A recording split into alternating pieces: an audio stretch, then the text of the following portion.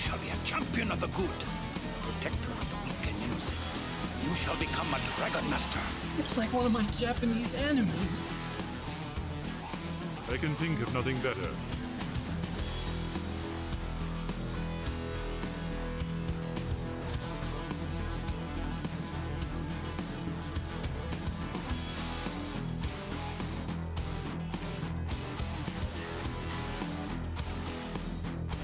It's like one of my Japanese animes.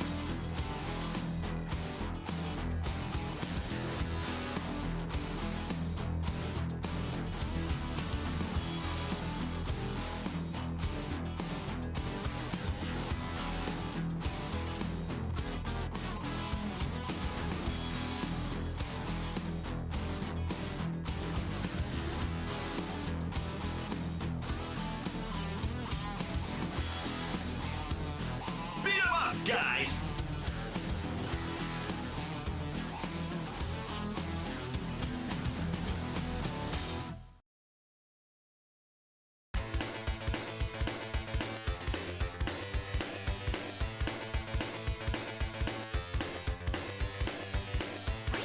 What have you got there? A box?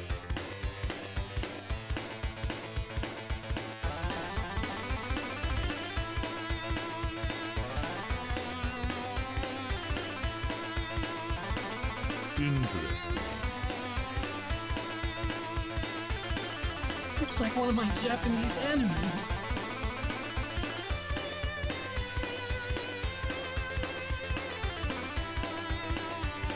It's like one of my Japanese animes.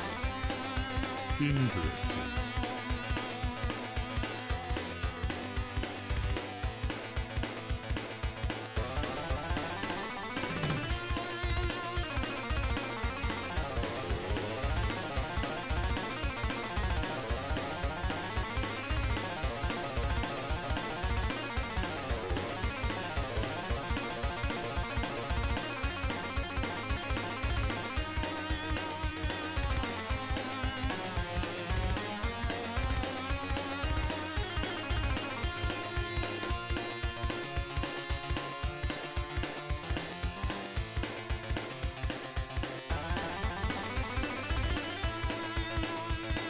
Interesting. Yes, I'm very impressed. I can think of nothing better.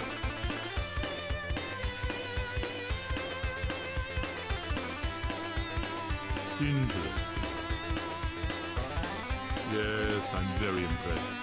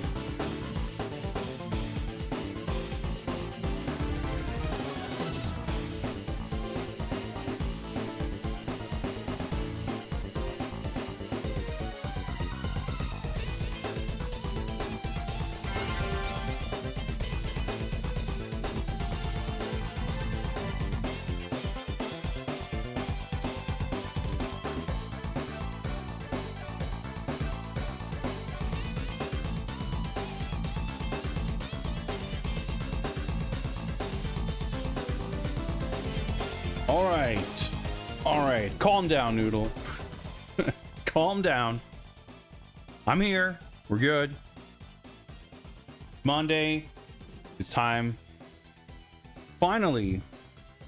Although I guess it's been a shorter break than usual. But still finally time for the return of Games Bond. Don't worry, Noodle, I drank about 5 liters of water. I'm well hydrated. I'm glad you are seeing 0 issues in my opening stream starting soon screen. What's up, Dom the Pang? Thank you very much for your continued support. Appreciate it. Appreciate it. Welcome, Dark Rift. Welcome, lurkers in chat, VOD viewers, and everybody else. Well, okay, I have a backlog of shit to get through here, I guess, but looks like we're gonna do a bit of Death Blow at least. I'm not really gonna consider... We can do that, that's fine. But, thoughtless, improper spending of Jigbucks Unspeakable horror awaits you. will be refunded if not dealt with in earnest, but we'll get to that. Thank you, of course, for your Prime sub, Noodle. Appreciate that. Appreciate that. We'll play some Death Blow, but we'll hold on to that for a few minutes and let people tune in. It'll be well, I was gonna say it'll be in your guys' interest to have a few more people around, but then again, I guess you can always it's gonna be easier to do well at it if there's more of you, but you can always bet, you can always bet against yourself. So that's the viable strat. I won't get to that. Greetings and happy Monday and welcome and all of that anyway. As I had previously warned, was a little unsure about my ability to stream at a regular schedule this week. We have had, I should say, some deadlines at work this past week and this week. Last week I was a little bit stressed out and had to do a little bit of overtime. And I was worried that this week would be the same, and it still might. It still might, but as of today, things are looking fairly okay. So I wasn't exactly sure, and because of that, last week's plans that I had were somewhat shaken up, and we ended up checking out some beat 'em up games and whatnot, and of course, not least the demo for Neon Inferno on Saturday's stream, and that game looked incredible. Broy 8 not bad, Steve. What's up, Broy 8? Thank you very much for those 300 burger bits. I was gonna say I could go for a burger right now. That's just like a Pavlovian reaction. I see burger, I could go for a burger. But I just had a pretty big dinner. I'm quite full, in fact. I could not really go... I mean, I could go for a burger, but I would not be successful. But that's how it goes. That's how it goes. You could always make room for a burger. Thank you, and I appreciate that. Looks like we got some kind of a hype train going. Appreciate that. In any case, Neon Inferno, absolute god game. I'm extremely excited to play that when it comes out. Highly recommend checking out the demo if you haven't already. I was reminded that I have yet to look into Wendigo Blue, which came out in some kind of early access form, really out of nowhere. A game that has not really been... It's not had any kind of marketing effort put behind it yet.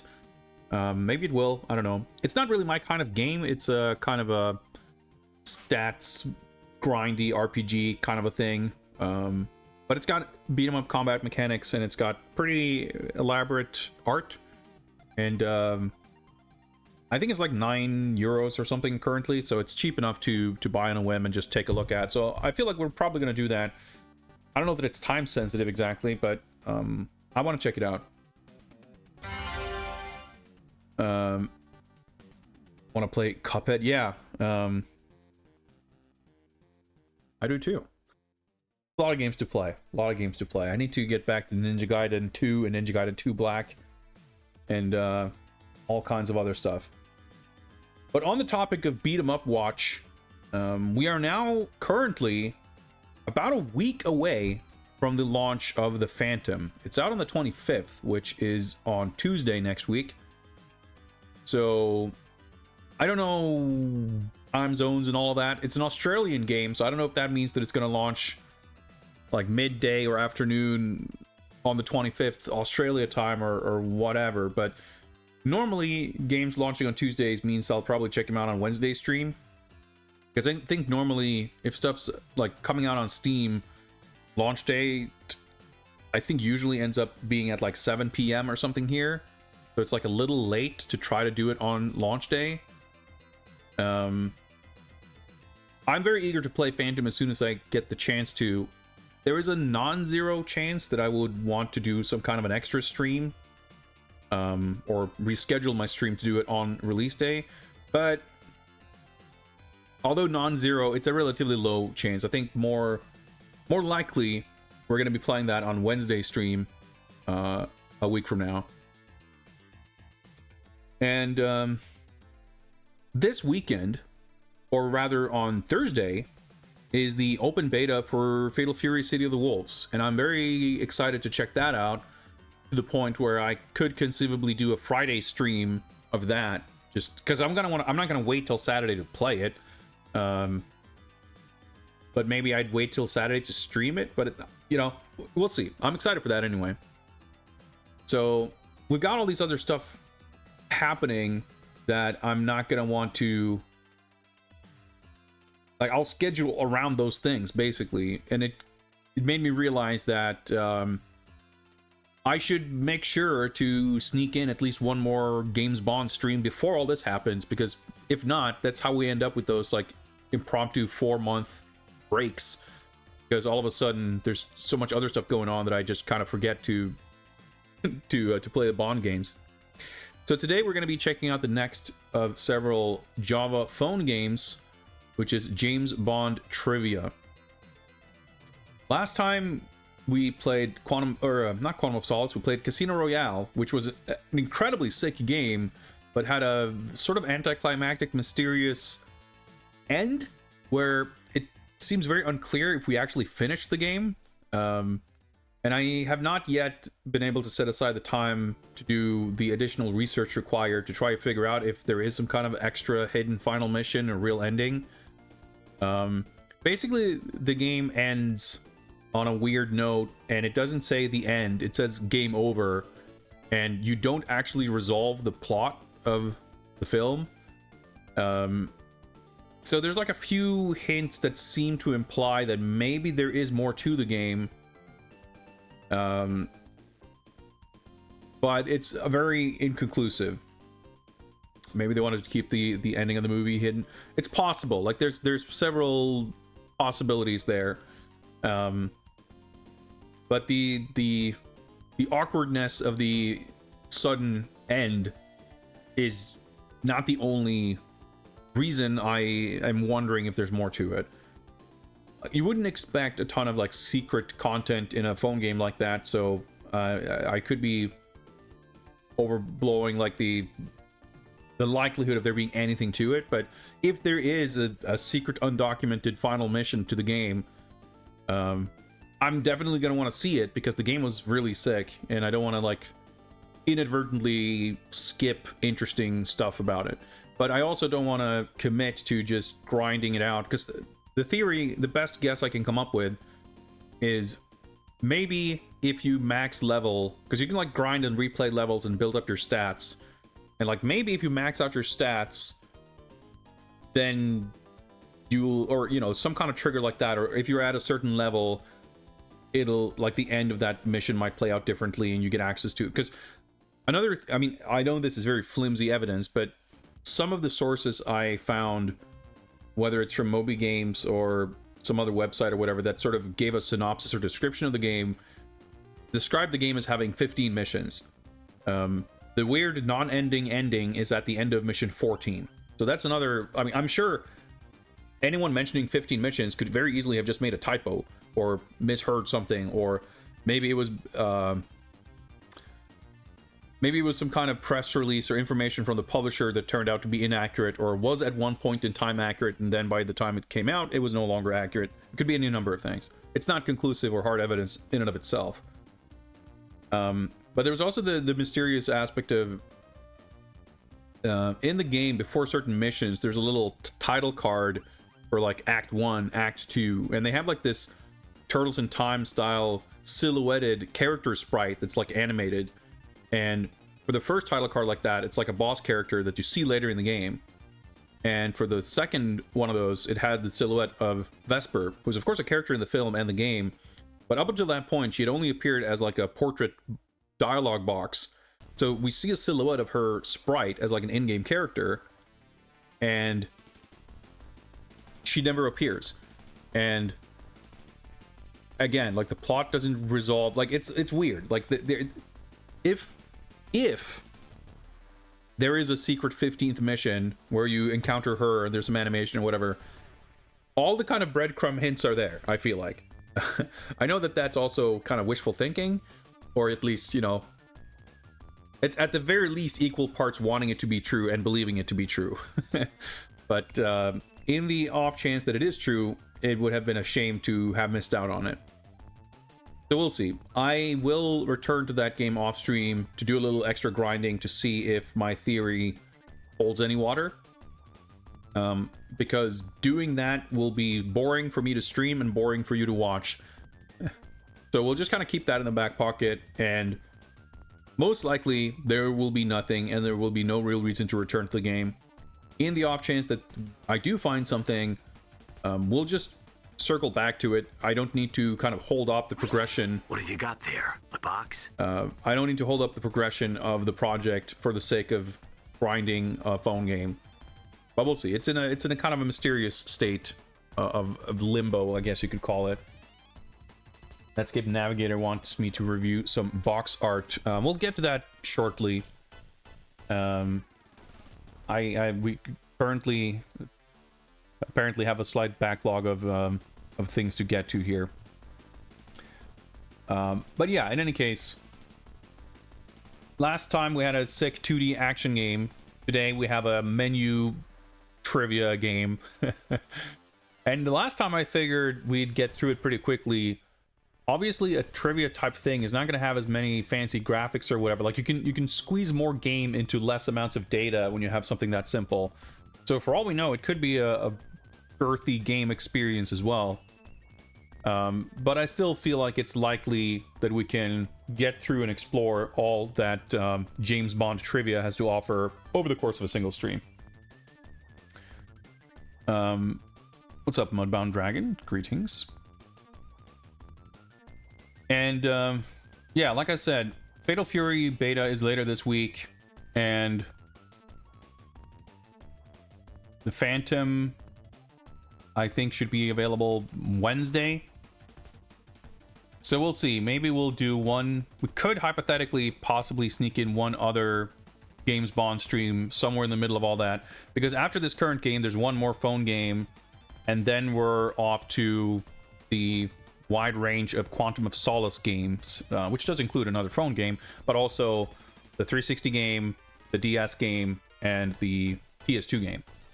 And I'd like to be able to do all those kind of more or less back to back. So I feel like I kind of want to clear the slate of these mobile phone games, as well as Fatal Fury and Phantom, and probably other stuff I've forgotten. Maybe there's other beat 'em up stuff to look at. If we really wanted to, we could do another like video game news roundup type stuff, because not that there's like a huge amount of stuff that I would be super interested in talking about. Thinking of like the Sony announcements, whatever, or like the Sony State of Play thing. But there was the Evo Awards show over this past weekend, where there was a bunch of announcements for some fighting game stuff, including more of the Fatal Fury details. There weren't really like huge reveals in a sense as far as Fatal Fury goes, because the actual kind of big reveal of the DLC season pass had leaked, albeit in the days leading up to it. They announced and showed Kyne as a playable character, who will also be playable in the beta version. And I've lost track because I kind of stopped counting because I realized it's not really going to matter. But I think there are still maybe 2 characters left to be announced in the launch roster. And like Kine, we knew there were like several pieces of evidence pointing towards Kine being in the game. Zero surprise factor to that. The only surprise for me is that I think he looks kind of ugly, but I never liked Kine as a character. I never cared about him, so like it doesn't upset me either way. I'm not disappointed. I'm just a little surprised that he looks a little weird. But I think that leaves Hokutomaru as the one character that we heard a voice clip for in that first teaser trailer that we have not yet seen. And I think that leaves technically Grant, I guess, but we can ignore him because Vox Reaper's in the game. But I think that leaves Freeman as like the only Mark of the Wolves character not really accounted for. And I hope it stays that way. But like I said, I've kind of lost count, but I don't know how many. I don't know if there's. I don't think there's more than like 1 or 2 characters beyond that. Because they've said there's 17 characters at launch. And there's an additional 5 in the season pass, which we knew included Ken and Chun-Li from Street Fighter, but now has also been revealed to include Joe and Andy, as well as Mr. Big.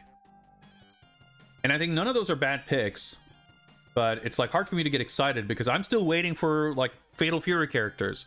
Mr. Big is a cool character. It's interesting that they would bring him back, but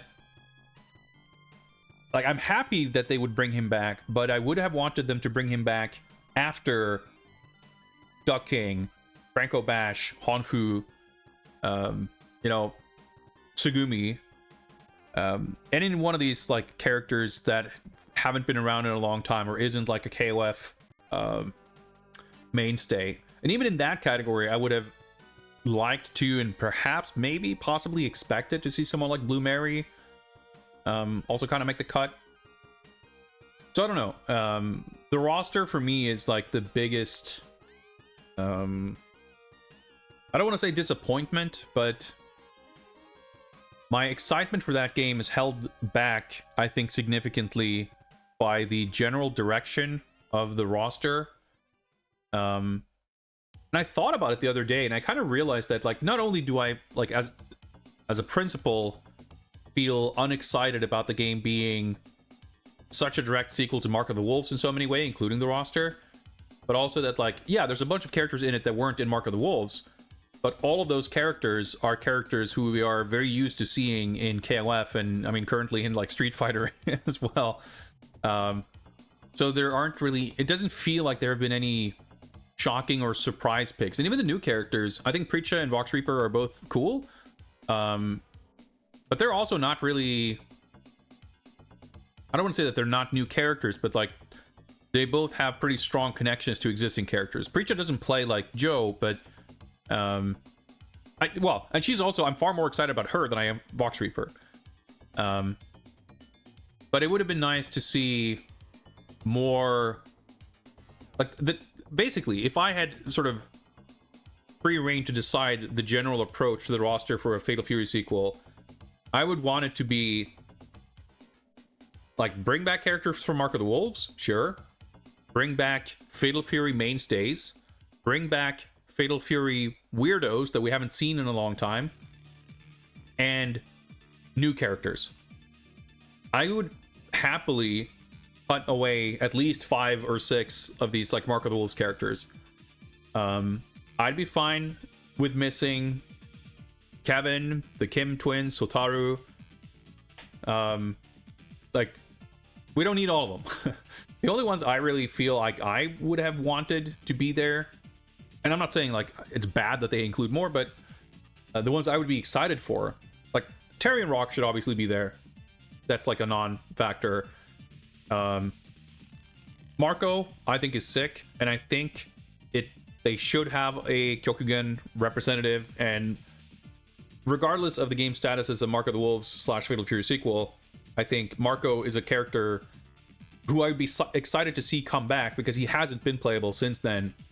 It'd be cool to see GOS Mr. Karate or a new Kyokugen character or something, but like, I'm fine with bringing Marco back because I would have been excited for him in other, you know, circumstances as well. And then that's kind of it. I don't know. Griffin Mask, I like him.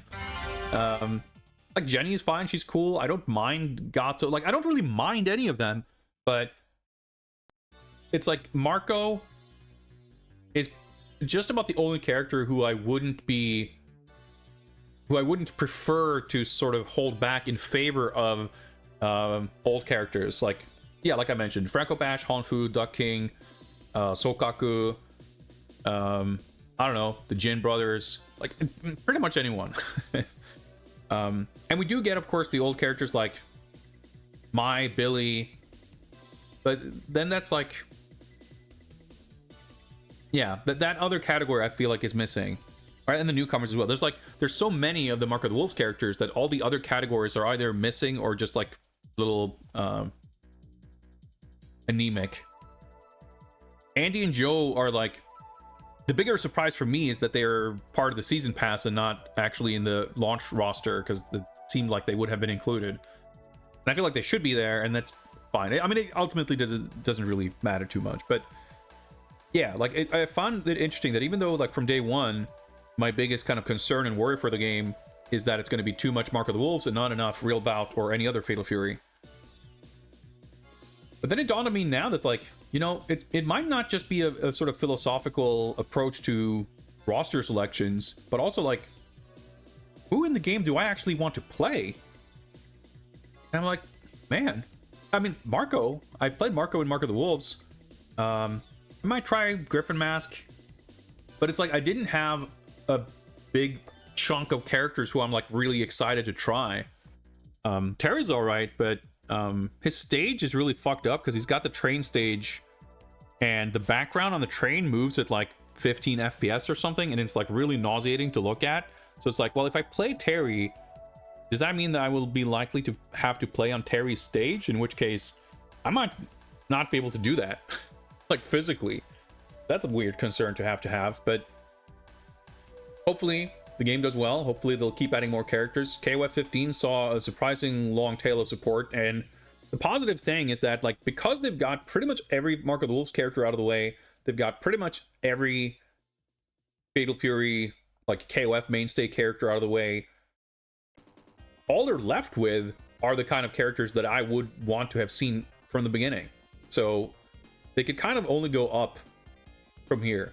I mean, even if they include Geese, which would be kind of a like low-hanging fruit. I was expecting him to be in the game in the first place. Like I thought he was a, like, Nightmare Geese I thought was a given kind of for the season pass. In fact I want to see Nightmare Geese in the game. I want to see Nightmare Krauser. Because Krauser is a sick character. But who knows? Either way, this weekend will be, or the end of this week rather, from Thursday, will be my first chance to get my hands on the game. I'm excited for that, so I will be doing some of that, at least, on stream. But that's enough Fatal Fury. We'll have more. I mean, I'll if I play the beta on stream, I'll be giving the same lecture over the course of 6 hours or so, multiple times probably, so no need to dig any deeper on that at this juncture. We will get to Netscape Navigator's requested box art review, but before we get stuck in the review vortex, I think we'll just do this. Let's see if I remember how to do this.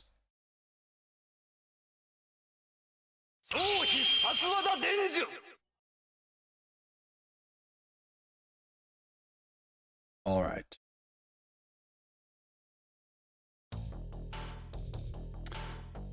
Okay, it's been a while. I hope I remember how the setup for all this works. We are going to be playing a little game of Death Blow. This is a cooperative game played by you, esteemed members of chat. The game is played by entering commands into the chat box sequentially, 1 input per chat line. Once the game starts, you'll be seeing a series of inputs at the bottom of the screen. Those inputs need to be entered sequentially. There is 0 penalty for entering a incorrect command or entering them in an incorrect order, but only correct inputs will advance the sequence forward. And once the sequence has been completed, Lil Jig will perform the Haoken death blow. Once the animation is completed, you will be able to start inputting the same command sequence again, and the cycle shall repeat however many times necessary to complete the quota or until time runs out. I know from experience that 5 times is chat has so far not developed the meta to successfully achieve 4 Haoken death blows and the subsequent enlightenment that comes with it. 4 has been close, has been achieved, I think maybe once, but I think we can go full baby mode today. I'm a little rusty. You guys might be rusty. We have an audience of people here today, but maybe not a sizable crowd. I think it might still be a challenge. We'll see.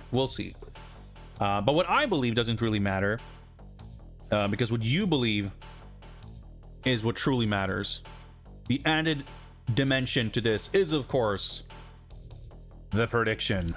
Let's see if this works. This should hopefully work.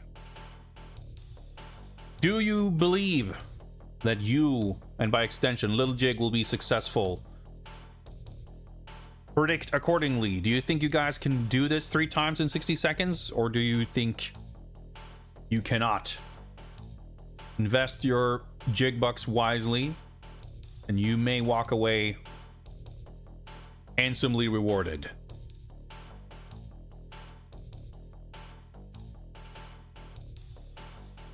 The prediction runs for, I think it's about a minute total, so you got probably about 30 seconds, give or take, accounting for Twitch lag. I'm, of course, an impartial observer, although I couldn't bet even if I wanted to, on account of living in a Twitch gambling-free country. I've got very stacked odds here. That just makes it all the more exciting. All right, looks like time's about to run out. Okay, it disappeared from my chat window, but I guess that means the prediction is it's good to go. Well, with that out of the way, the stage is set. No further alterations. I think we're good to go here. So, I hope you guys are ready. Let's do it. Ready? Go!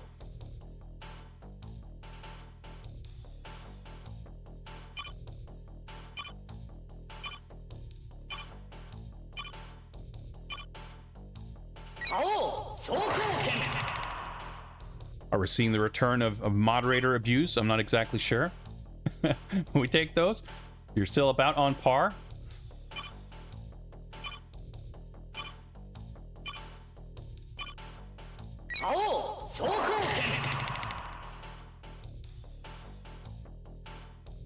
Inputs are not case sensitive, for the record.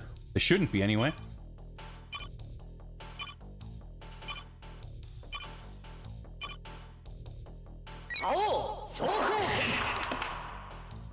Well, there you have it. Lil Jig has mastered the Haoken Super Death Blow. Thank you, Macaw45, for your participation. See, it shouldn't be that hard, right? It shouldn't be that hard. I don't know what it's with chat struggling so badly with this normally. But hey, Macaw45 may carry the weight of enlightenment entirely on his shoulders. But it works out either way.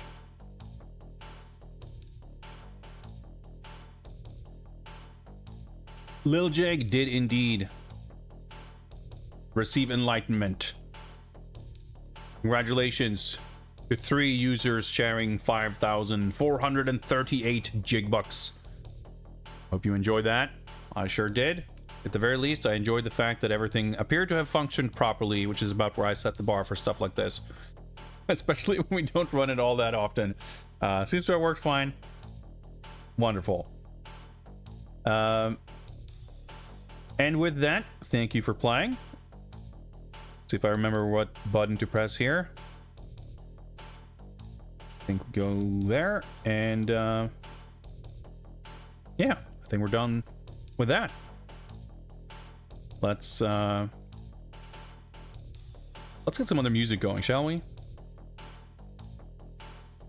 We could go with this one. Next up, it is time for some box art review. Need some wooden clogs and maybe a motorcycle. There are more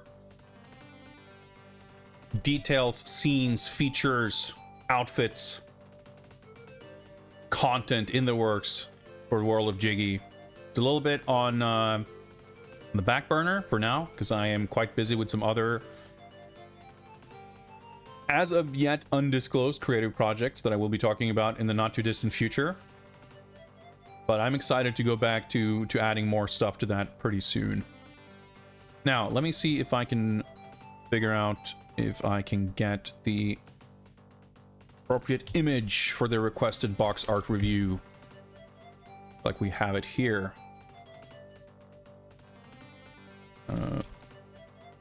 Give me a moment.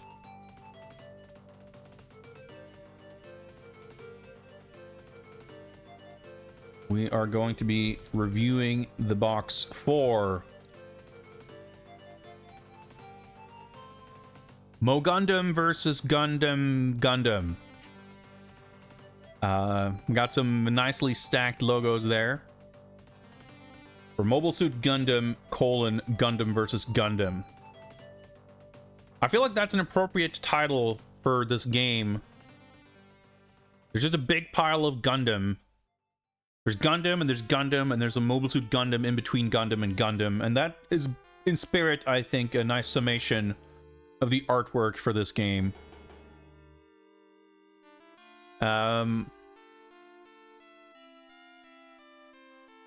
Looking closely, there's like things to greatly appreciate about this. And when I say looking closely, I mean looking at it at a high resolution and you can probably appreciate on stream. And that is the fact that this is a handcrafted analog painting, which I feel like is a rare treat for a PSP game. It even says here in the box, illustration, if I can read that, by Kunio Okawara, who I would not be surprised to learn is a esteemed Gundam artist of some kind. Now, as much as I love a painted cover, this one is a fucking mess. It's well executed in the technical sense, but we've got about 45 very spiky helmets smushed into an extremely tight area. And it kind of looks like nonsense. Now, I'm sure a seasoned Gundam fan would identify all of these helmets and go, hell yeah, I know this guy and I know that guy, etc. But aside from the fact that I'm not familiar enough to identify any of them beyond Gundam, I think just on a purely visual level, it doesn't quite function. Like if we imagine this exact layout, this exact composition with any other kind of fighting game style roster of characters, it would work a lot better because the faces wouldn't all look the same.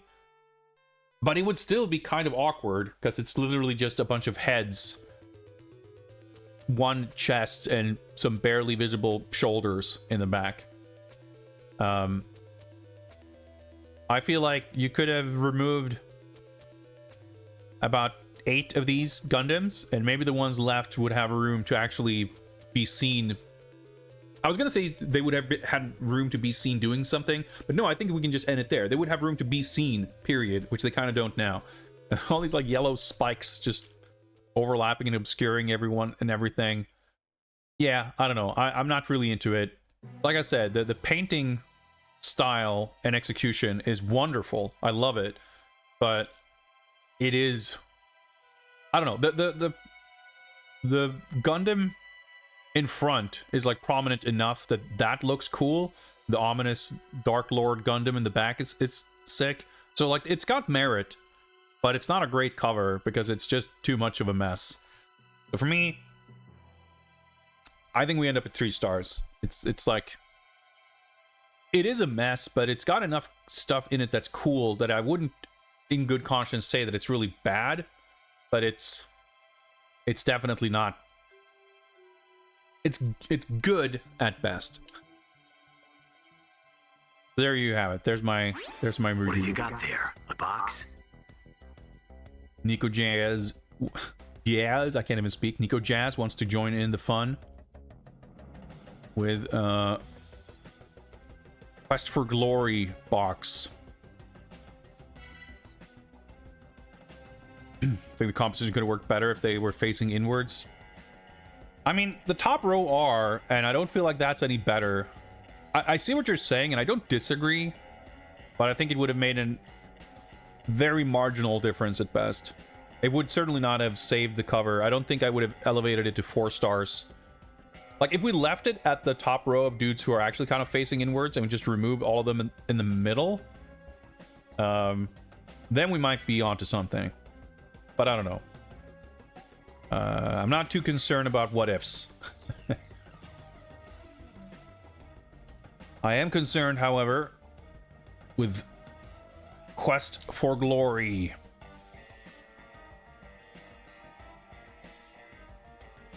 So this is the re-release or the remake of this game. This is not the original version. The very, very original version of this game was released under the title Heroes Quest, but it was relatively quickly renamed Quest for Glory due to copyright conflicts or what have you. But I do remember this box because I'm trying to remember. I had the Quest for Glory collection, which I want to say, in a vague memory somehow, the collection had this artwork on the box, but that doesn't really make sense. So I'm trying to recall if I actually had a version of this game specifically before then. I'm not sure. In any case, this is not about me. This is about the cover. I think this is pretty fun. I think Sierra box arts were a little bit all over the place. Usually pretty decent. I don't know that I can recall many of them that I think are like super smash hit amazing ones. But this one at least is like kind of fun, and it's, I think, being familiar with the game, I think it somewhat captures the tone. The sort of stained glass window, it's kind of a fun idea, even though it does mean that a significant chunk of the cover is you know, this brick stone texture, which isn't like super exciting. But it's a kind of a fun idea. Feels a little bit original. The dragon's just like holding on to the half of the guy's sword that he just carefully plucked away. I like the fact that like the concept is at least, I think, pretty well like it comes through the entirety of it with the tapestry that has like the title on it. It sort of conveys the idea of this scene where we have this wall with the stained glass window and the tapestry. Like, I think that's a kind of a fun idea. But I think it's also, I don't know, I don't think it's incredible. I think it's charming. I think the idea is kind of memorable.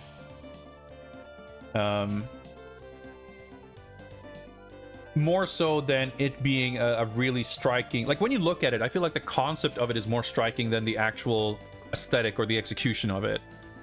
To me, that means it's like it's all right, but it's not. Like trying to think about my nebulous star review system here, I just don't really feel like there's enough here to justify a 4-star score. Like I feel like at the end of the day, it's still kind of average.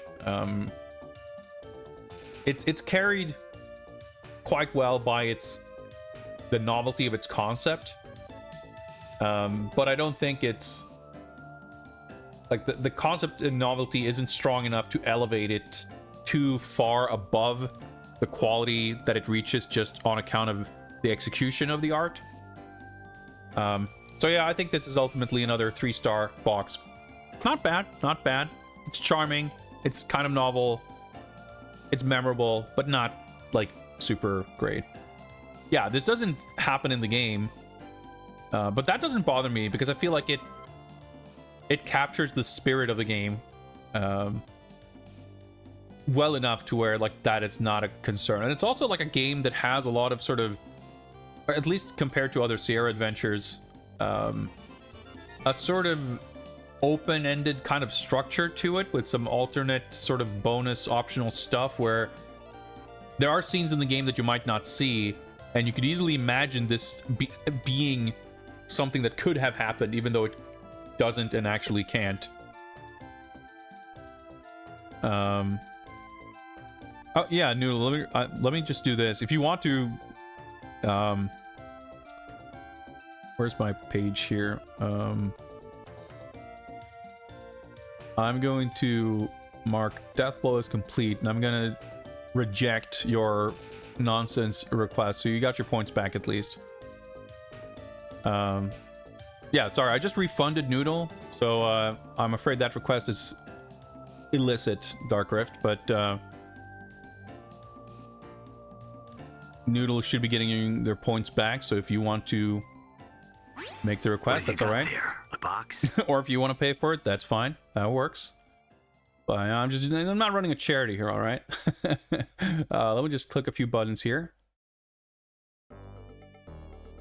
And we will look at International Ninja Rabbits. We are not yet free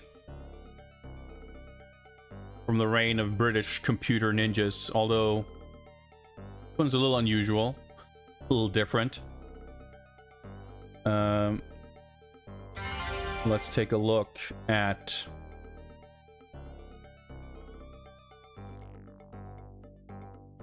International Ninja Rabbits for the Commodore 64.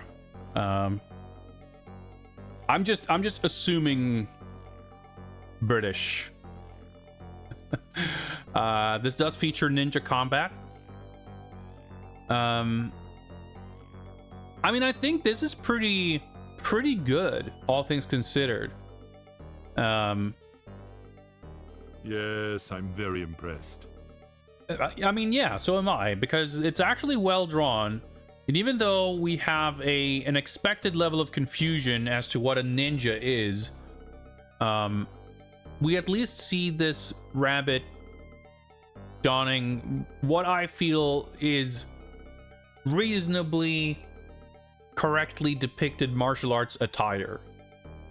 And that's better than we see in some cases, right?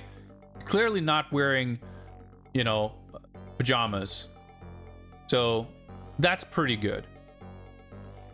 They've got the rabbit part down. He's got long floppy ears, big feet. We've got the international background with the American skyscrapers, the Chinese pagoda, and the Italian Colosseum. That's a pretty fun take on, like, globe-trotting adventure background to convey that. Like, you know, I think that's pretty cool. We've got some kind of street thug who's looking quite intimidated by the titular Ninja Rabbit. You know, got a little sort of crowd in the background, some cars. It's you know, it's pretty well painted. Like, there's nothing really objectionable about the quality of the painting. For a tape cassette box, you know, the cover artwork properly covers most of it. The branding for the box itself is, you know, not too ugly, not too in the way of everything. I feel like I'm reaching a very funny kind of conclusion here, which is that Kunio got us Gundam painting, Sierra's novel Stained Glass Window, and these British computer Ninja Rabbits are all essentially the same. Because I feel like this is a 3-star cover. It's pretty good. It's if we were rating this entirely on a scale of British computer ninjas, well, I was gonna say I'm sure it would rank above average, but it would be above the median probably. But as far as average goes, there's gonna be some incredibly sick ones, few and far between, that are gonna shift the average. So maybe even in the context of British computer ninjas, this is kind of firmly in the middle. It's not bad at all. It's quite impressive in some ways. But it's also like, it's impressive in the sense that it's competent. And not, you know, confusing and embarrassing or by and / or for young children.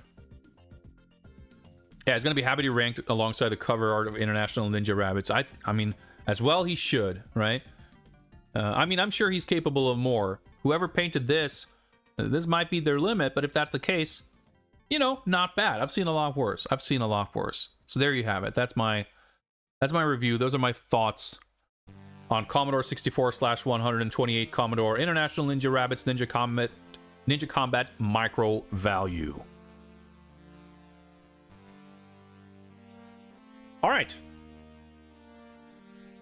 I don't know about you guys, but I'm feeling an itch.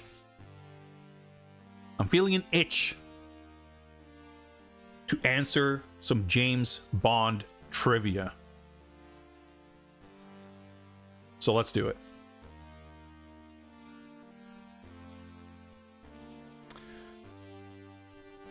We're back once again for the James Bond scene.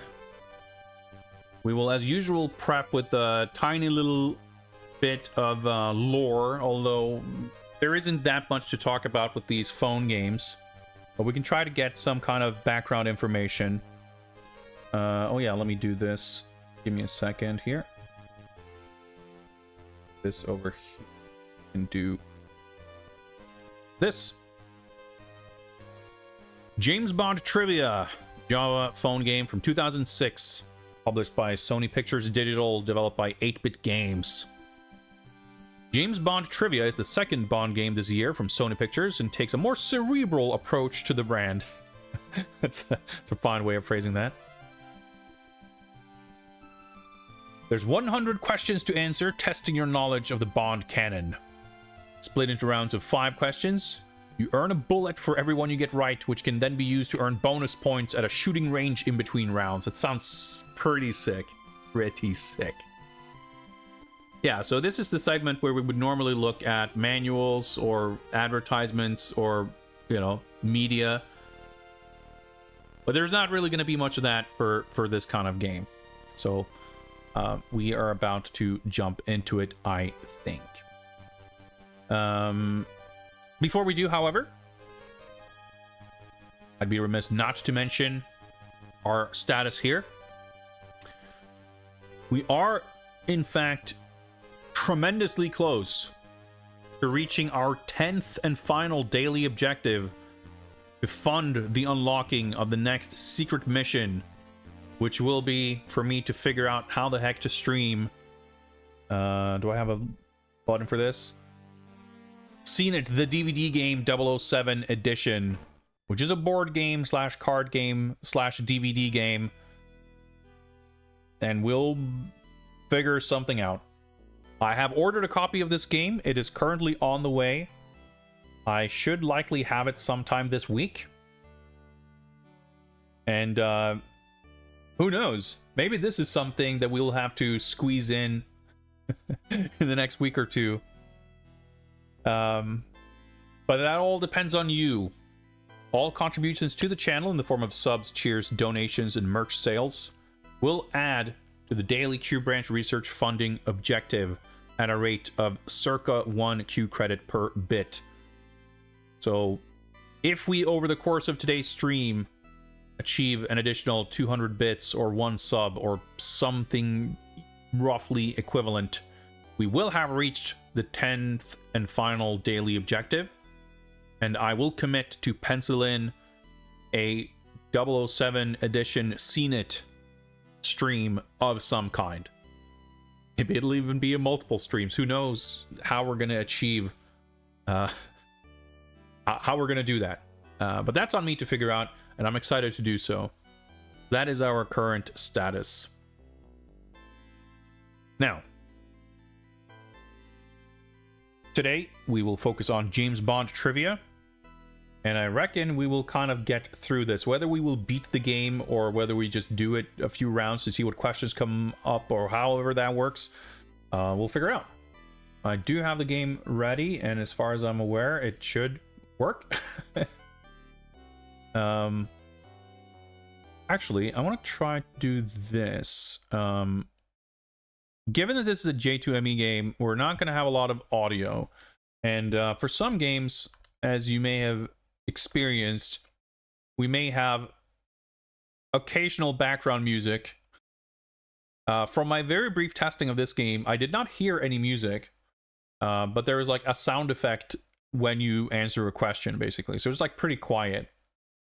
I have attempted to return to something I did previously when we did text adventure games, of finding some random copyright-free, royalty-free, DMCA-free, generic secret agent spy music. Now, I didn't have time to vet any of this, but I'm just going to trust that I can just click this link on YouTube and we're going to be all right. So let's find out together. I'm going to turn this down. Well, actually, I seem to have... Well, this sounds familiar. I'm pretty sure we've listened to this exact track before. Let's just try to make sure that it's not going to auto-advance to something else. It's pretty loud. I think it's all right. Okay, so without further ado, let me boot up my vintage mobile phone.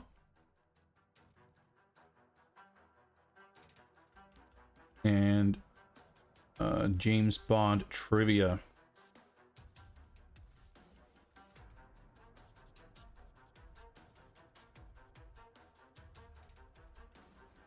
Controls appear to work. Go English. Oh yeah, let's get a timer on stream. On stream? On screen? I guess it's both.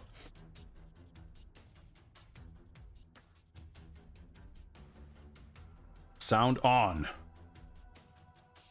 We might be treated with a bonus rendition of the James Bond theme upon beating the game or something. We cannot rule that possibility out. Oh yeah, that's right. There's currently no audio playing yet, so I don't even have a slider to adjust the volume. But I think I turned it down pretty aggressively, so I might even need to turn it up to even hear those occasional sound effects. Options, I think it's just sound, but we got help and about. So let's read the manual. Answer the questions using your D-pad to navigate, or use the numbers 1 to 4 to select the answer. There are 100 brain-busting questions to befuddle the most ardent Bond fan. We'll see about that. Although I'd be doing better at these games if they were quizzing me on Bond video games. I've played more than 30 of these, but I'm not sure I'm as knowledgeable about the films. But we'll figure it out. We'll find out together. Each round is 5 questions long, and you earn a bullet for every one you get right. You can use those bullets at the end of each round to earn some bonus points at the target range. What have you got there? A box? You have 5 lives, and when you're out, You can choose to continue the quiz from the round you died with 0 points, or start again and try and improve your score. You can go over the 1cc. Interesting. What's up, Doom Noob? Got another box art review. We'll get to that in a moment. So yeah, I think you can like save scum this game also, which is pretty funny.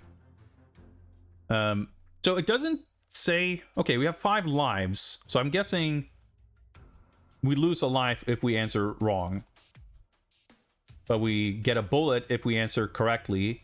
We then get to shoot at a target range, which doesn't give us lives back, but does give us more score, it sounds like. Alright. So about, I'm guessing we get... No, never mind, that's the wrong button. Nope. There we go. Yep, just some... So, yeah, developed by 8-Bit Games. There are no actual credits beyond that. Huh. Alright, let's... So just a little bit for more dramatic excitement.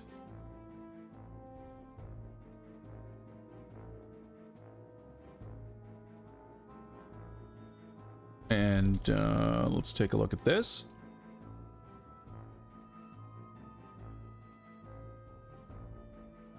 Another quick box art review interlude. Let's take a look at Godzilla 2 War of the Monsters, Toho Company Limited, Nintendo, official Nintendo seal. Maybe not all those words are part of the title. So this is obviously mega sick, and I'm gonna assume, I don't have actual specific knowledge, but I'm going to assume...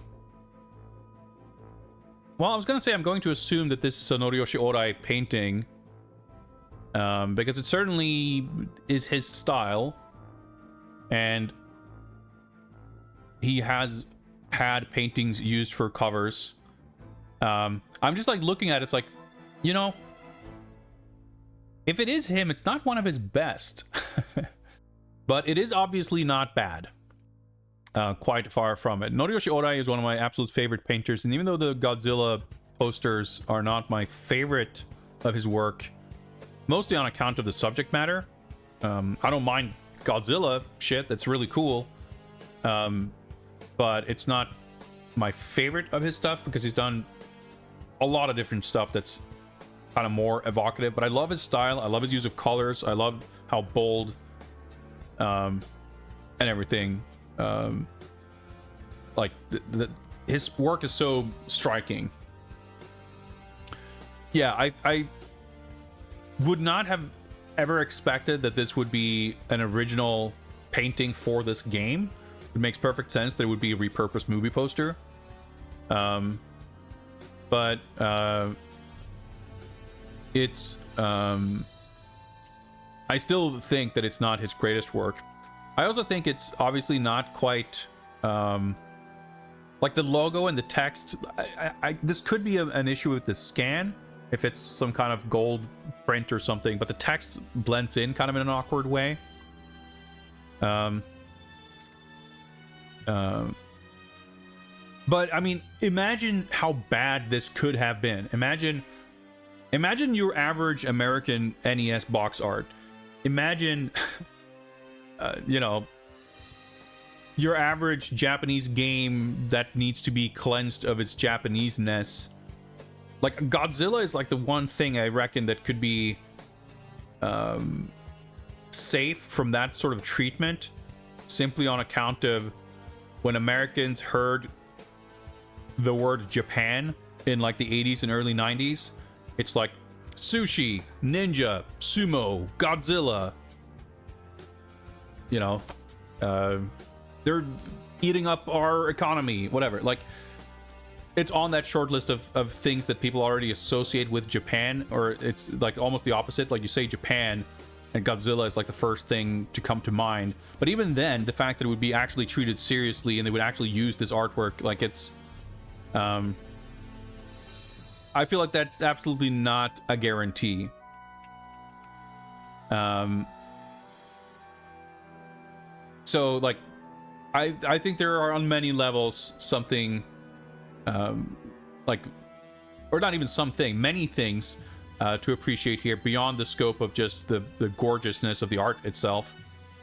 Yeah, it is funny how like both the NES thing up top and the text and logo stuff at the bottom, like both kind of slightly awkwardly blend in with the artwork, but still, like the artwork is extremely prominent, and the shit that sort of might blend in, like we see the full destruction of the city and everything at the bottom, it still comes through.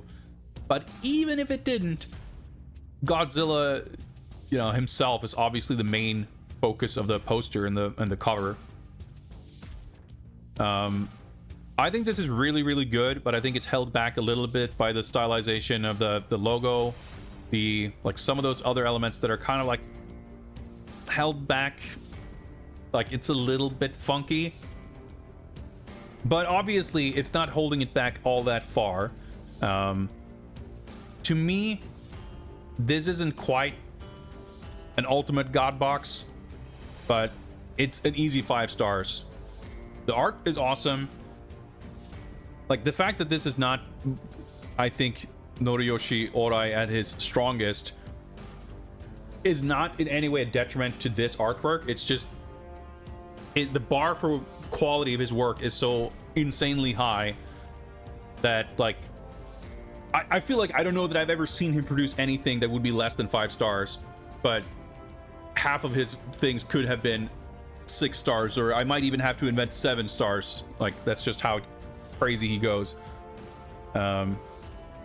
So he's one of the small handful of artists where a 5-star review might be like, oh, it's a little, you know, slightly unfortunate. But still, a very, very good cover, an amazing painting, and a respectable 5-star score. And with that, let's return to James Bond. I have a feeling that this background music is going to be oscillating wildly in volume. I'll try to make sure that it's not overbearingly loud, at least. We've read the instructions. I think we're about as ready as we're going to be. So I'm going to start the timer and do some James Bond trivia. So I did start a new game just to make sure the controls were working and everything, but we're obviously not going to continue from there. We are going to be starting a new game. Can you believe that people were downloading Crazy Frog MP3s instead of this game? It was a wild west, wasn't it? Feature phone times.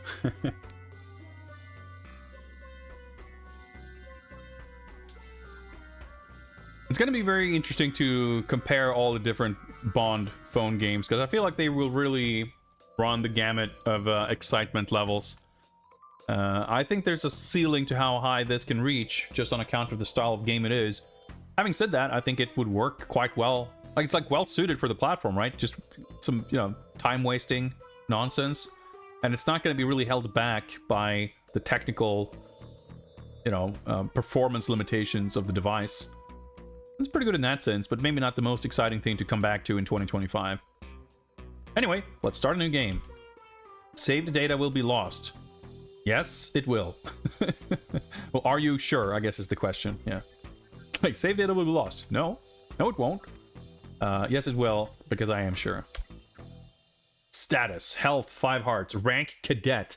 Question 1, 0% correct answers. Target range 5. I don't know if that means we have 5 bullets, or maybe it's like 5 questions left until the target range or something. We'll figure it out. 1, true or false? In the film Goldfinger, James Bond must ride a horse in the Kentucky Derby. There's a timer counting down. I guess I press OK. Oh, okay. Must he ride a horse? Oh, there's point-based. I don't remember. He has. I'm gonna say false. Yeah, I don't remember him riding a horse. They're at the Oryx Stud horse raising facility. Oh, so I only got 264 points. But 100% correct question. That's interesting that there's true and false questions. That's nice. It's going to make things a little easier. So yeah, it said target range 5, but now it says target range 4, which I guess means that is the remaining amount of questions until we reach the target range. And we have 2 bullets there at the bottom. Okay. Which card game has James Bond never played on screen? Little sexy lady silhouette there. Okay, so we get the first timer to just read the question.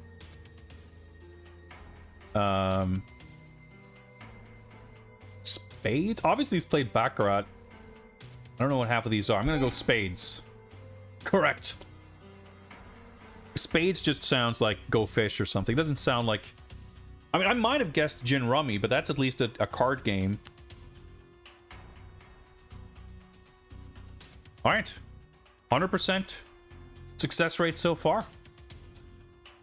Pretty good. I'm still a cadet, but, you know, going pretty well so far. What is the name of Goldfinger's personal pilot? Well, that should be pretty easy. Pussy galore. Oh, 900 points. Speed running that. Are you like 3 minutes behind, Doob Noob? I'm just curious. Oh yeah, I guess I didn't say anything about it, but I'm gonna appreciate no hints or help in chat. Feel free to...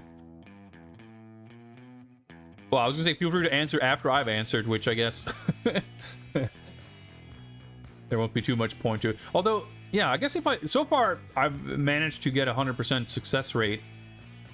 But I don't know if the game will tell me the right answer if I don't get it correct. I'm gonna guess that it doesn't. Because I feel like for the game's sake, like for the sake of replayability, even if it's like randomizing the questions and stuff, you wouldn't want... You would want the player to have to do a little trial and error to figure out, like, to deduce the correct answers. So I'm going to guess that we don't get the correct answers. And in the case that we might have to do multiple runs, I would prefer, for a more authentic, pure experience, to not be feeded correct answers even after I've failed or whatever, because I might need to guess again on a subsequent attempt.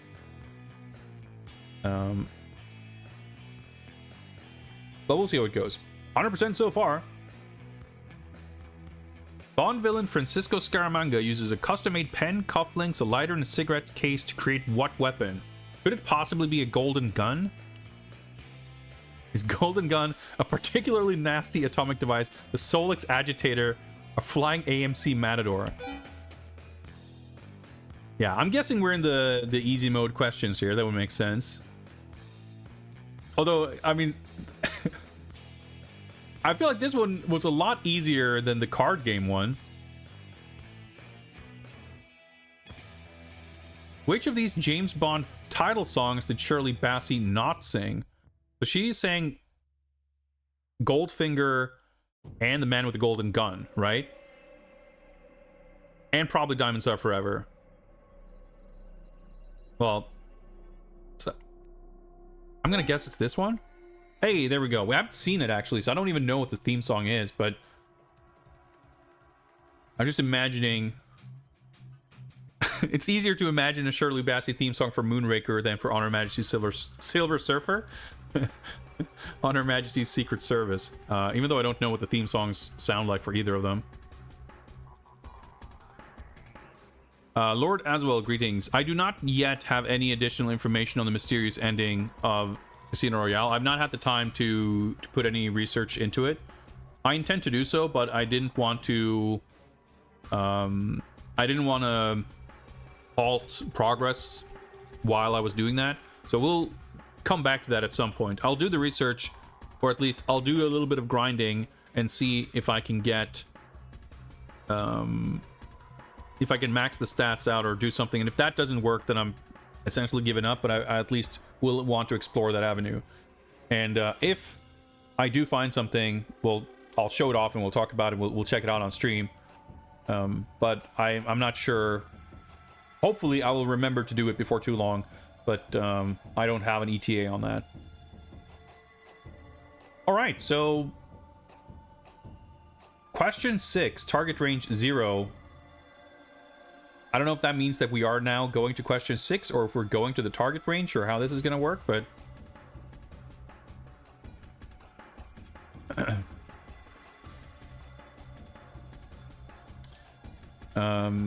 yeah, what Lord Aswell says is true. You can see, I don't know if that's like a better TTV thing or if it's an actual built-in Twitch feature, but yeah, you shouldn't have like 2 minutes of delay. But you can usually improve it by refreshing. But sometimes Twitch is just Twitch and it's like not always within your control. All right, let's continue. Oh, at the target range, you have 3 seconds to take each shot. Points are awarded according to the diagram on the next screen. Aim well. I don't even know how to aim. Do I use the D-pad? I don't know what the mechanics of the shooting are like at all, but maybe Twitch can just detect when people are playing quiz games. If only, dude. If only. Yeah, as well. I'm not expecting anything, but there's enough mysterious breadcrumbs left that I'm willing to put a little bit of effort to explore it. But I'm not expecting anything. It would be so sick though that it would have been a shame to have missed out on it.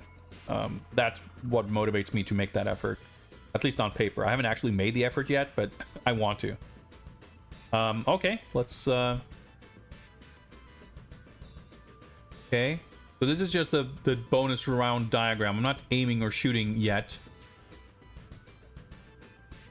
so I guess the headshots are worth more, but if I have to actually hit the bullseye, otherwise am I like more likely to get the 75 points if I shoot the chest? Oh, okay, I have a reticle. Target range ready. Is my cursor gonna bounce around? Oh. Shit. Okay. I thought I was supposed to press a button to shoot, but it looks like I'm just supposed to line up the reticle.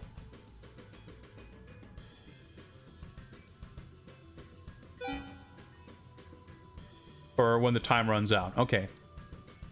That was just a 50 point. Let me see if I can... Oh, the little bullet hole is there.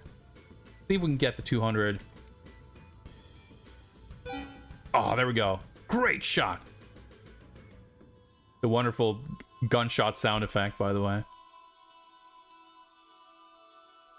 Pretty good. Like the random reticle movement is... Well, it feels quite random. 75. I think the body shots seem... like the more viable strat.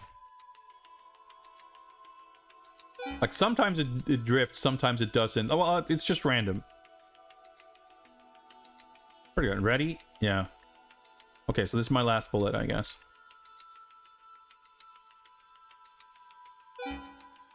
Oh, I got the 150 out of ammo. Great shot. Okay, 700 points.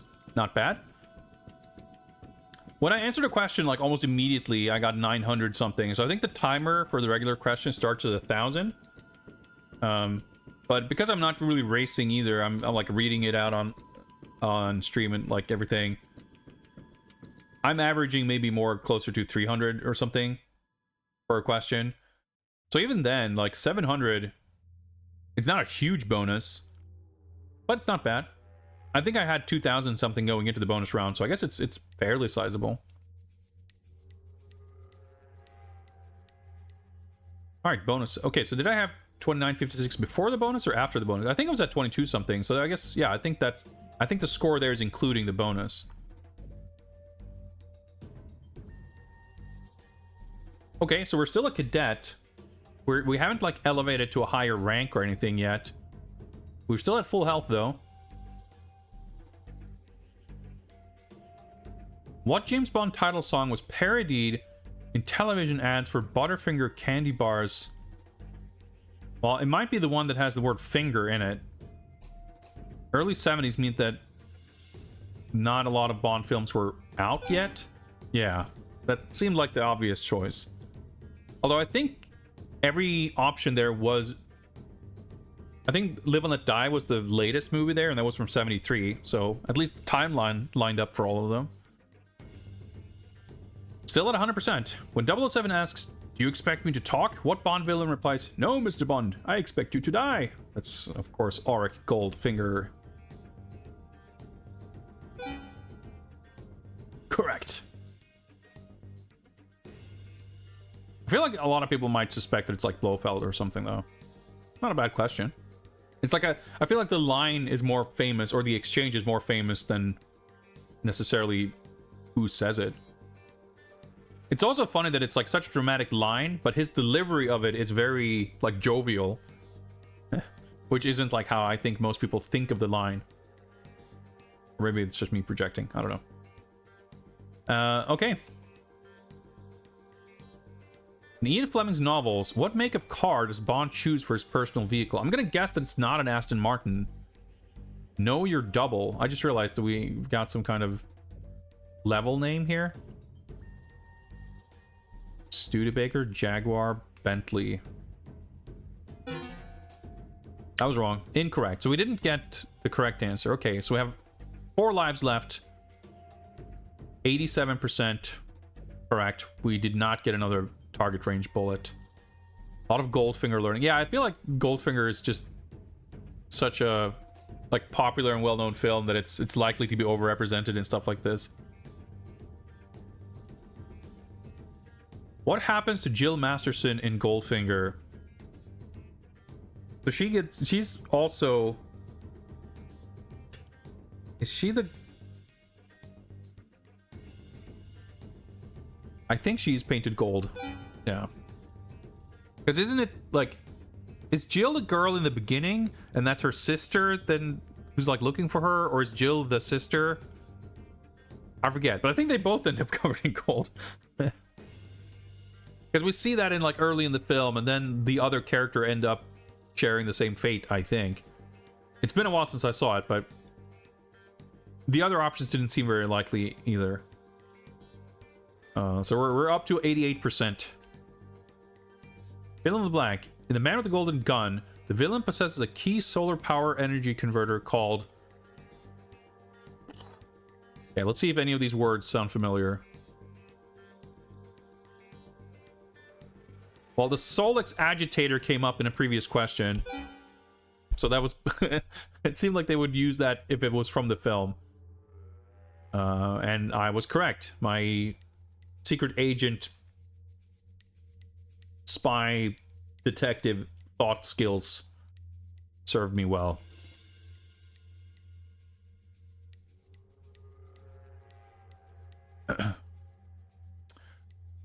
Hundred questions in the game. We've seen 9 and still on cadet rank. Yeah, like... Oh, actually, we're on rookie. So I wonder, like, is it... I'm assuming it's like... a pool of 100 questions, and we would do, like, 3 rounds of 5 or something. And that they would be quite difficult.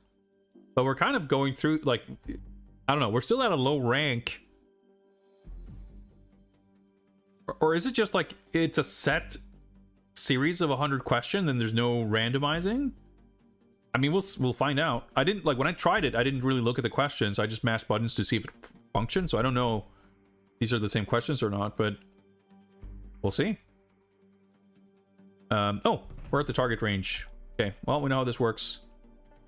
But I feel like unless you can earn 1-ups with score, which would actually be kind of interesting, I think that would be a kind of a cool mechanic for a game like this.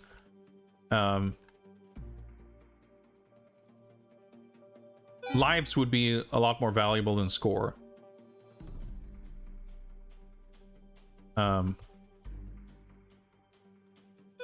Nice. Nailed it. We got a 200. Okay, let's go big. Ah, we got a 50. That's all right. Do one more big headshot gamble. Okay. I'm glad I got 50 there. I was sliding around like crazy. All right, let's go for the chest. At least a better shot of getting it. 75. But hey, we got the 150. 525? We had fewer shots there, so can't complain too much. Yeah, that's exactly the thing, right? Like, where you would want probably like 10 times as many questions as you're going to be answering if it's like randomized. But it doesn't seem like are we halfway through and we're at rookie still? That doesn't seem right either. We'll see. We'll see. We might just exhaust the entire list of questions. Yeah, question 11. Behind the scenes. For Goldfinger, the 007 producers sought but were not given permission to shoot inside which United States Treasury facility? Well, they're in Fort Knox in the film, so I suspect they would have... Federal Reserve? Well, I'm gonna go with Fort Knox, yeah.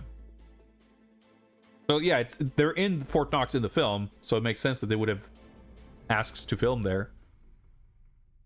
Alright, we're still at 4 lives, that's good. Which James Bond...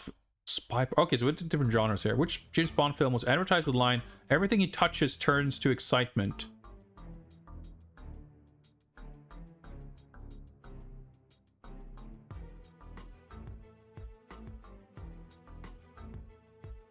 Guess it could be Goldfinger.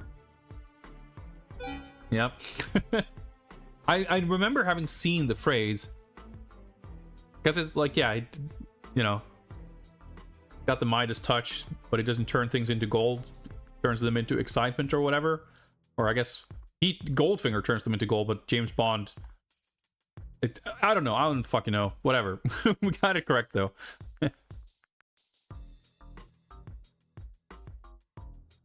In Goldfinger, mission matters. What is atop 007's head when we first see him after the opening gun barrel scene? Has he got like a duck or something? Because he's like sneaking in water? A stuffed seagull. Yeah. Because he's like, he's doing underwater infiltration, and then he's like taking off his wetsuit and he's got his tuxedo and shit, right? Just the fact, like, I would not have placed that scene in Goldfinger, but like the conspicuous phrasing of like something is on top of his head, like, yeah, I'm pretty sure it would be the bird. That's like a rare occasion of something being conspicuously on his head. I mean, it could have been a top hat or whatever the other option was, but according to Ian Fleming, James Bond attended what English school until he was expelled? Is this the book that was in Silverfin? Let's see if I recognize any of the options. Yeah, so he's in Eton. Yeah, that's the school in the game. So we actually knew that from playing the previous James Bond phone game. That's pretty good. I would not have gotten that otherwise. Okay, one more question before the target range. Bond women. What are the names of the two beautiful guards who keep Willard White trapped in Diamonds Are Forever?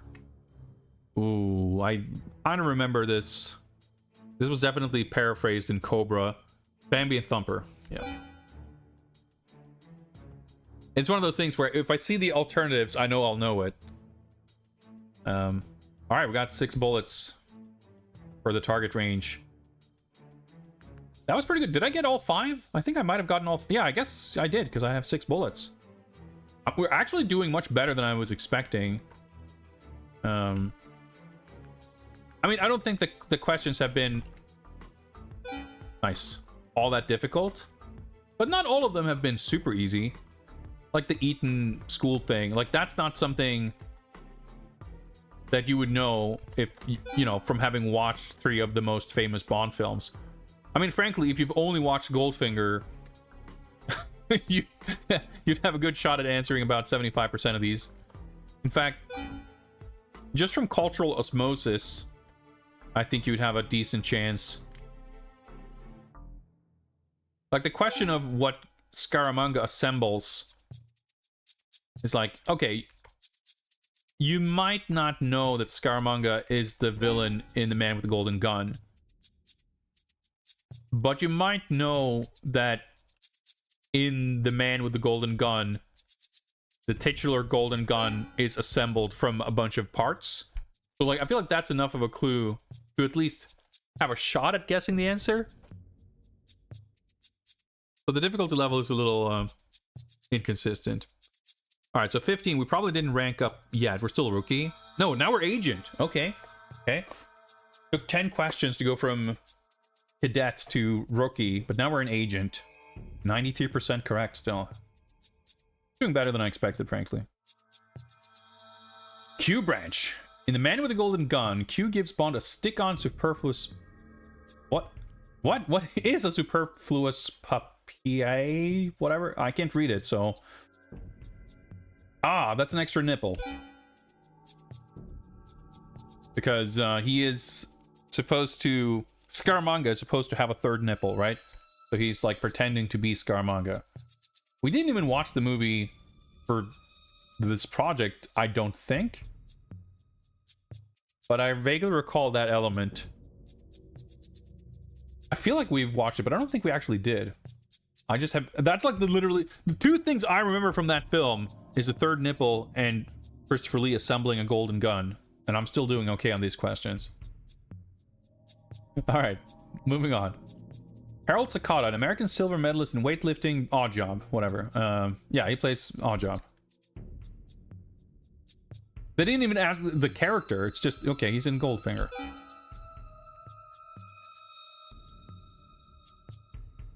Okay. Accidentally answered like 3 questions aside from the one they're actually asking. The world premiere of Goldfinger resulted in a mini riot outside which London cinema home to many James Bond films? They've got like fucking 40 years of Bond films and we're like 20 questions deep and I actually don't know. This sounds the most British. So we're gonna go with Odeon, Leicester Square. Okay. My hunch was correct. But yeah, like... we've gotten like 3... Let's say we've gotten like 5, maybe, Roger Moore era questions. And out of those, 3 or 4 have been about Man with a Golden Gun. I mean, I guess technically the answer to one question was on Her Majesty's Secret Service, but it was about, like, Shirley Bassey and where she was not featured. The spread of, like, topics covered, or more specifically, films and time periods covered, is very narrow, surprisingly narrow. Which 007 film features Bond playing craps in Las Vegas? This I'm actually not really no, I don't think it's one we've seen. Diamonds Are Forever. Okay, I lucked out. I was trying to think. Again, like, I didn't think it was one we had seen. So I didn't recall it from those other films. And, we didn't watch Thunderball, but it didn't seem... I don't know, I'm not basing that on anything, I guess, because fuck do I know. But my hunches are working out. According to Ian Fleming, what became of James Bond's parents? Well, they're not around. They die in a plane crash or some shit? Died in a climbing accident? I think it's 2 or 3. Hey, there we go.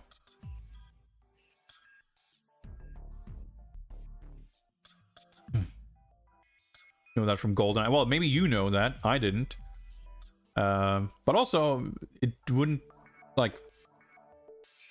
it could be different, right? It's a detail that is likely to be retained from the books, but not necessarily. Who knows? Okay, target range time.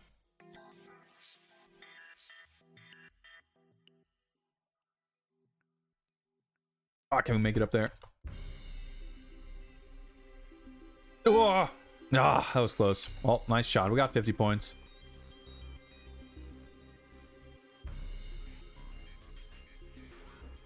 Nice. We got the 200.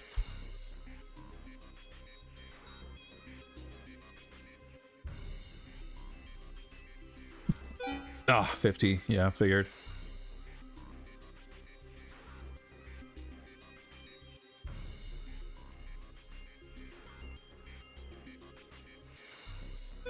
Whoa, that was not good. All right, let's try to go for safe 75. Hey, we got a 150. Okay, good. Let's go for another safe 75. See if we can maybe get a 150 if we're lucky. Nope. Well, there we go. Still over 500. Confident his parents died in a tragic rich people's hobby accident. I mean, sounds about right. Sounds about right. Yeah, no, I just mean like in terms of the specific phrasing. If like when something says like according to Ian Fleming, it could be. I mean, I guess I wouldn't exactly expect it from a game like this based on what the questions have been like, but it could hypothetically be kind of a trick question where it's something that's like only specified in the books but not in the films or anything. All right, 13,661. Still agents. Question 21. 95% success rate. We're doing quite well. What is the name of the woman in Diamonds Are Forever to whom Bond says, named after your father, perhaps? Well, let's see what character names we might recognize.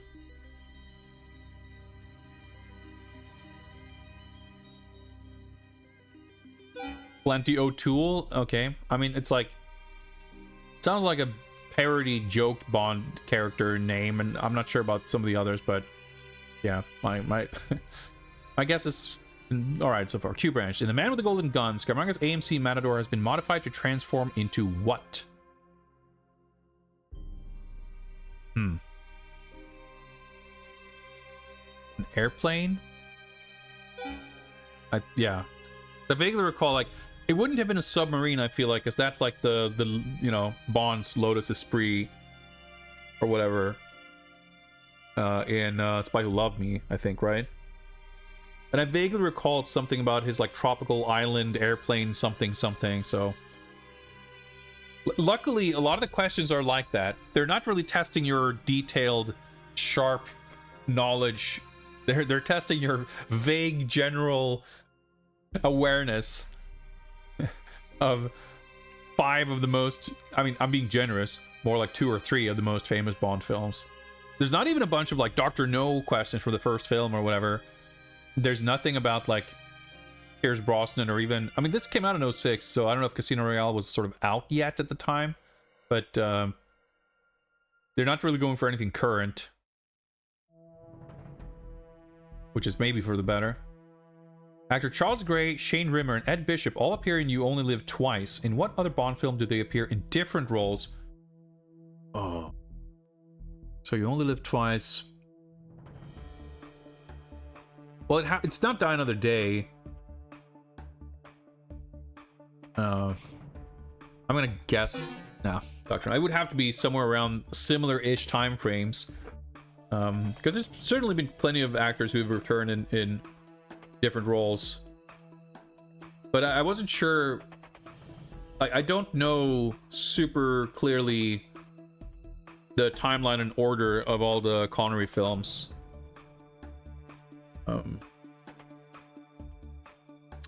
So that was a wild guess, but I've gotten lucky with my complete guesses so far, so I think we're due for an incorrect. September 72, what percentage of US households were tuned in to watch the television premiere of Goldfinger? Fucking hell. Gonna be an impressive number, I'm sure, but like, what are the... I'm gonna go with the highest number. I don't think this is accurate. It was, okay. But I was gonna say, if we come across this question again, it's the easiest way to remember what option I guessed the last time. So, like, I wanted a methodology for deducing the correct answers if we have to tackle this question again. But luckily, that was actually the correct one, which is a pretty fucking insane figure. Diamonds Are Forever. James Bond discovers Blofeld has been using a team of surgeons to create what? Okay, Diamonds Are Forever, actually, I guess that's been coming up a couple of times. That's like the 3rd or 4th film we're being quizzed on. Surgeons to create... also... leaders? Nope. I guess it doesn't really seem to tie into the plot. Doubles of himself, maybe. Fembot seems a little too Austin Powers. But we'll see. Might come back to it. All right, target range. We're like, I don't know if the questions are harder or if it's just, well, they started asking questions that aren't about Goldfinger now, which I guess debatably are the, you know, meaningfully the same thing. Yeah, I'd like to repeat my request for you guys to not answer questions immediately after I attempt and fail. It's a natural impulse, I understand. But because we are likely to have to make multiple attempts,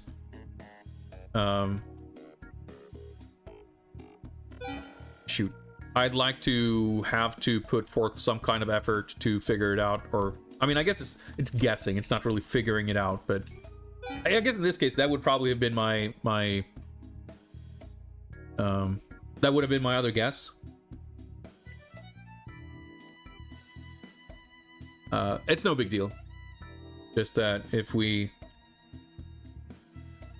see. I don't know. Like, I don't expect to. I mean, I don't know how long the game is. Like, we're done. Are we doing 100 questions in one playthrough, or is it 50 questions? Or like, I don't know. But we have 2 lives left, so we're probably gonna fail and start over. And we'll see then if questions are like randomized, or if we're just like burning through the same questions in the same order. In which case,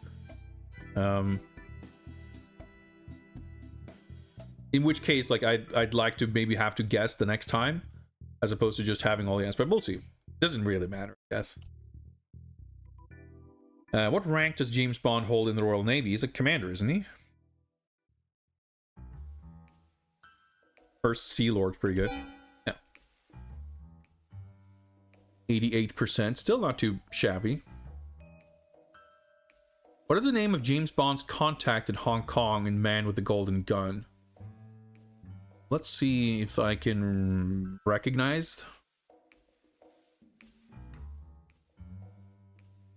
Well, it's not Modesty Blaze. Mary Goodnight is from a film we've seen. Not the Chinese sounding name. Or maybe I just know the name Goodnight. Maybe it is from Man with the Golden Gun, and I just thought. Unless it's the Andrea Anders or whatever it said. Goldfinger, we're back to Goldfinger. James Bond is given 2 homing devices by Q. He uses one on Goldfinger's car. Where does he keep the other smaller homer before use? Is it in his shoe? Yeah.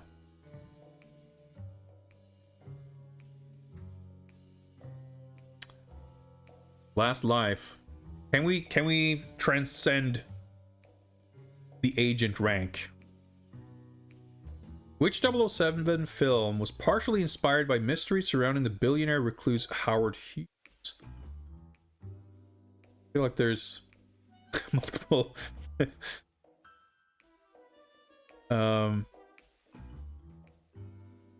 Is it Tomorrow Never Dies with the media shit? Probably not. There we go. We got an agent rank. Not Goldfinger, probably. All right, high scores. So if I play a new game now, I'm just gonna try this. I'm gonna assume. Oh wow. Okay, so I start at question 30 with my percentage score, but I start at cadet rank. So basically, we can credit feed the game and get to the end of 100 questions, I guess? Yeah, it's probably based on a different... Yeah, I mean, obviously it wasn't the correct answer. I didn't really know. So I was just kind of... halfway wanted to kind of game over just to see what happened and how that works. Yeah, we're at 0 points.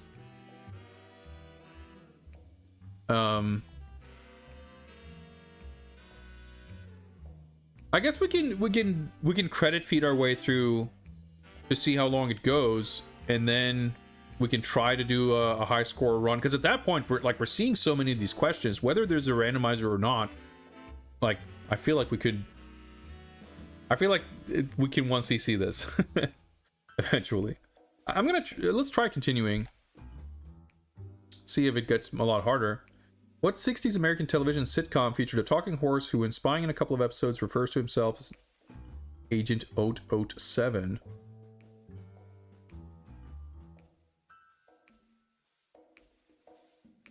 Like, Get Smart. Like, Mr. Ed is a horse, right? Was there a talking horse in Get Smart? I don't know. Look, you. Time is up means I didn't even pick an answer. I didn't get correct. Oh my god. I didn't lose a life. Thanks for the follow.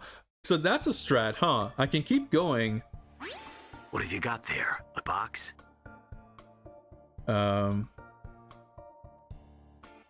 So I didn't commit to an answer, and as such, I didn't get points, but I also did not lose a life. Interesting. We got a box art review from Electro Altruism. It's gonna be time for me to take a break quite shortly. So we'll keep going for a few more minutes, and I will look at box art and then go on break. There's a purpose behind not having a cooldown on the box art review Electro Altruism, which is that I would rather have 5 of them at once than have them evenly spread out at like 30-minute intervals. But there is a limit on redemptions per stream, so I think it'll be fine. Yeah, what's up, Vital Kanev? I'm not sure if I can read that properly, but welcome. Yeah, Java phone game certainly is a fairly underexplored territory.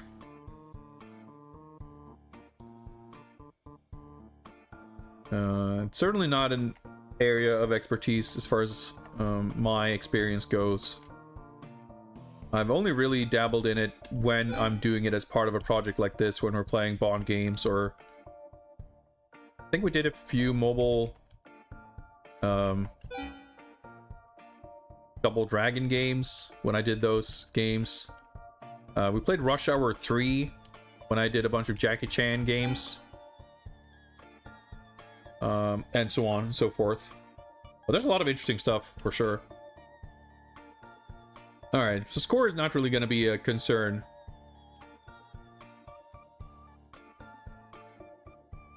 What is the profession of Peter Franks? Man, yeah, Diamonds Are Forever. I guess I need to watch that film now to answer the other 25% of questions here that we're missing.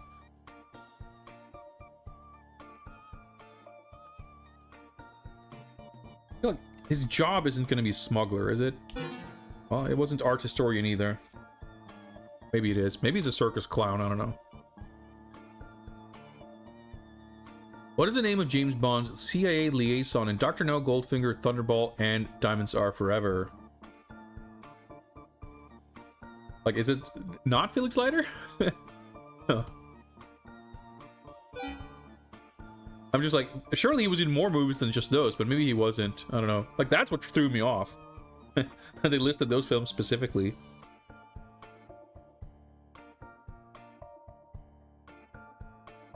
True or false? James Bond hides one woman in his hotel closet while sleeping with another woman in The Man with the Golden Gun.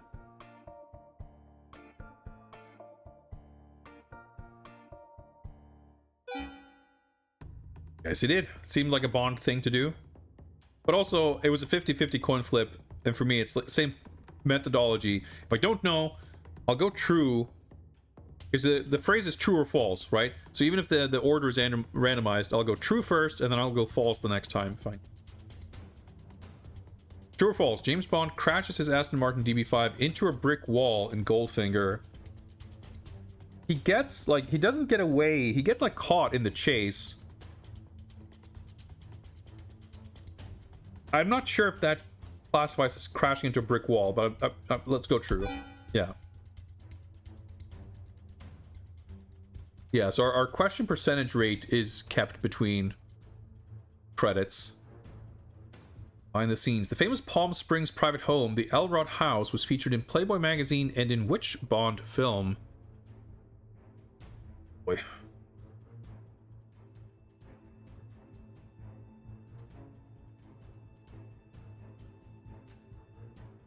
Oh, it might be License to Kill, actually.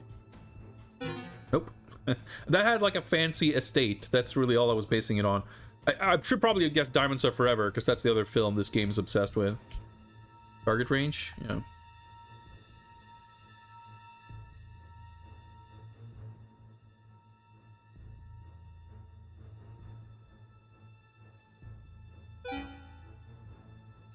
I guess we'll go... we'll go to the next target range. Then we'll take a quick box art review break, and then an actual break.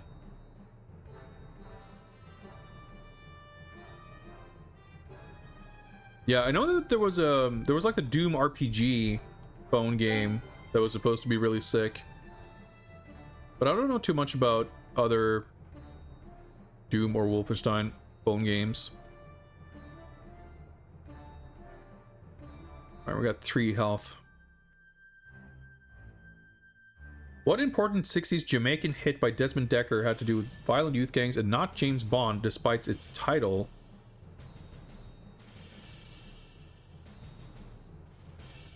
Oh yeah, 10 to 10. I was gonna say that's like the one song, the one Desmond Dekker song you would know, but I didn't remember the title of it. I knew the song.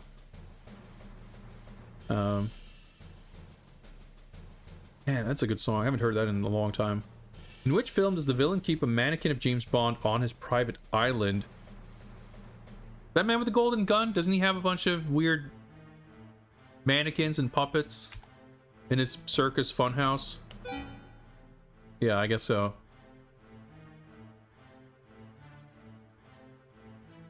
In what film does 007 taste a rather disappointing brandy that he calls 30-year-old fine indifferently blended with an overdose of Bon Boys? I'm sure that's how that's pronounced.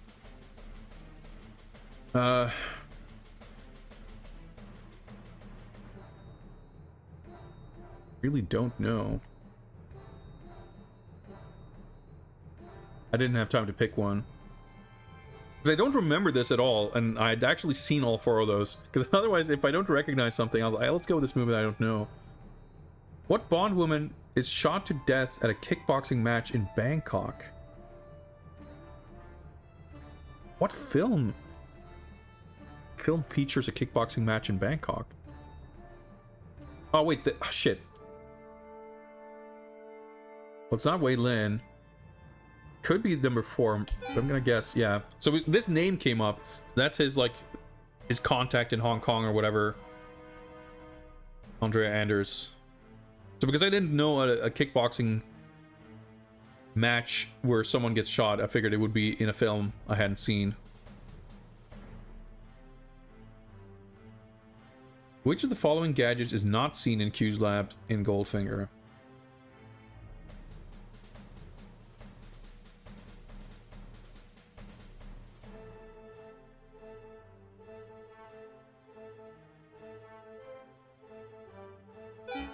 Yeah, I didn't remember a razor-edged record. I'm going to repeat my request to not give me the correct answers after I guess. I understand that it's a natural instinct, especially when I start speculating, to join in on the speculation or whatever, but I'm speculating for the purposes of I mean, I guess in this case, I guess I answered correctly, in which case it doesn't matter. But, well, it matters less. But you might be inadvertently giving me more hints. But I guess it's not it's unfair of me to complain, really, if you're speculating or giving me hints for things I did answer correctly. All right, let's do target shooting. It's funny that the target shooting, I think it's like it's reasonably well executed, like mechanically how it works. It's like it's a challenge. But it's also kind of like, because of the whole timer,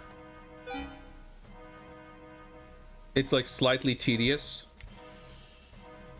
So the gun shooting part is like the least exciting part of the game. and the multiple choice questions are the more exciting, which is maybe not quite what I expected. See if we can get a 200. Probably not, but or hey, very kind there.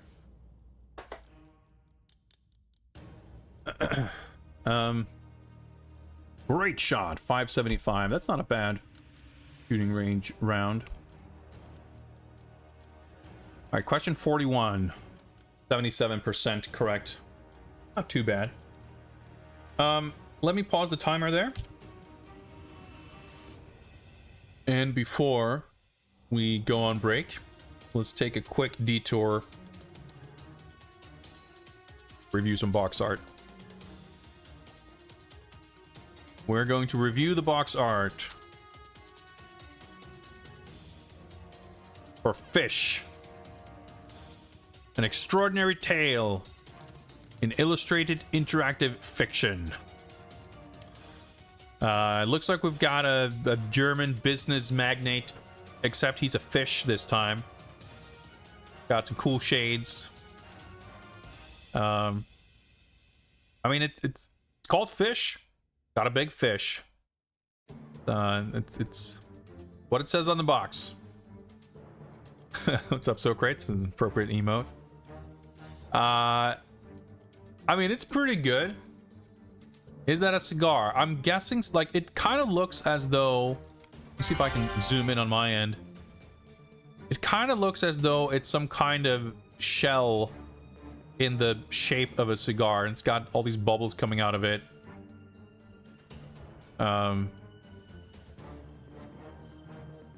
The thing that, like, puts me off the most is, like, you can barely make out his gigantic staring eyeball from behind the lens of his sunglasses. Got these, like, uncomfortably muscular arms. I mean, I will say this. I'm quite curious what this game is. Like, illustrated interactive fiction. I wonder if that means that it's like, I don't know, like Shogun or some other, it's like, you know, text adventure games that have like sort of intermittent illustrations, but it's not really a graphical adventure. But I'm also like, I have to assume it's some kind of a comedy, right? Surely it's not some kind of aquatic fantasy adventure. It's quite funny, but it's also like well painted. I think the top half with the big title thing, it's a little plain and it's a little, I don't know. I feel like you could have had, this is probably just how the painting was formatted, but if the painting like continued stretching upwards, so you had a sense of depth from like just seeing the surface up above somehow, and like some perspective, and just like have more room to see more art and have a slightly more maybe interesting logo, it'd be cool. But it's still it's charming, it's quite funny. I think it's well painted. It's quite memorable. Pretty bit text adventure with illustrations on everything. Yeah, I mean, I think that's how Shogun and some games like that work. I guess it's not really accurate to say that there are like intermittent pictures. It's more that's just there's a picture box and there's like the game box with the text, and the picture like changes when you like at different scenes and stuff. But it's not everything that happens in the game is represented graphically.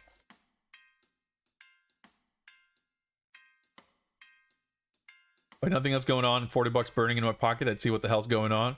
I mean, it's got the X factor, right? Not the, I mean, I guess there's different X factors.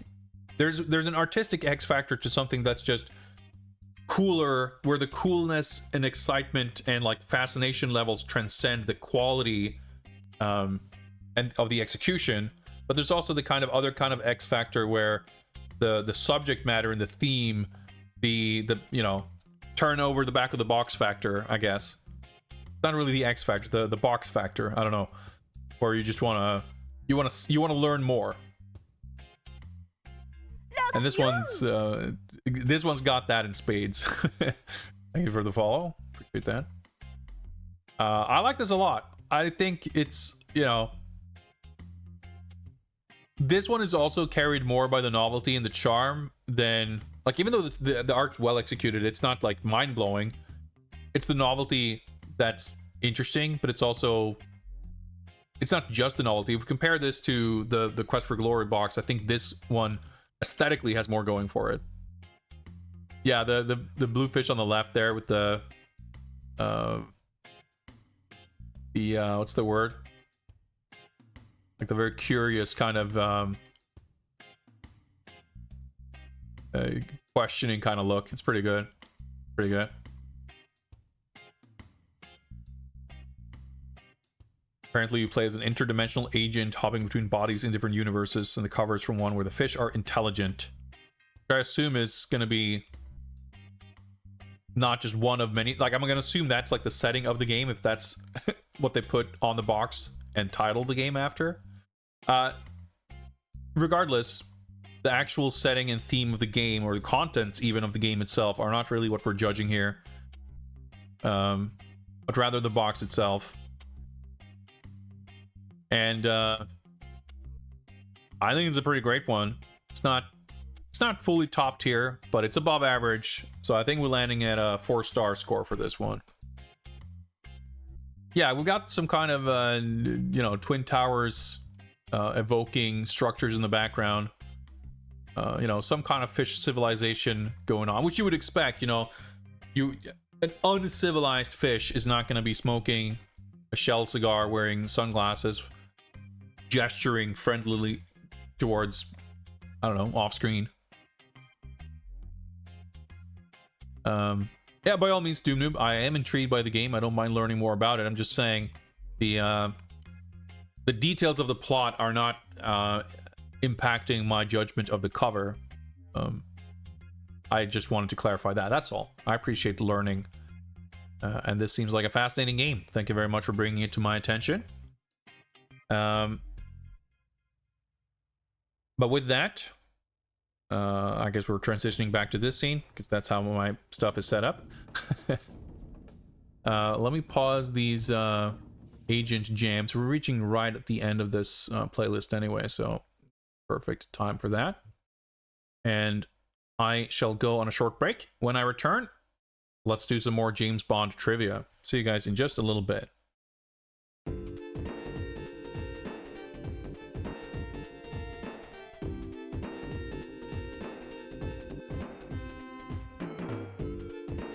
I can think of nothing better.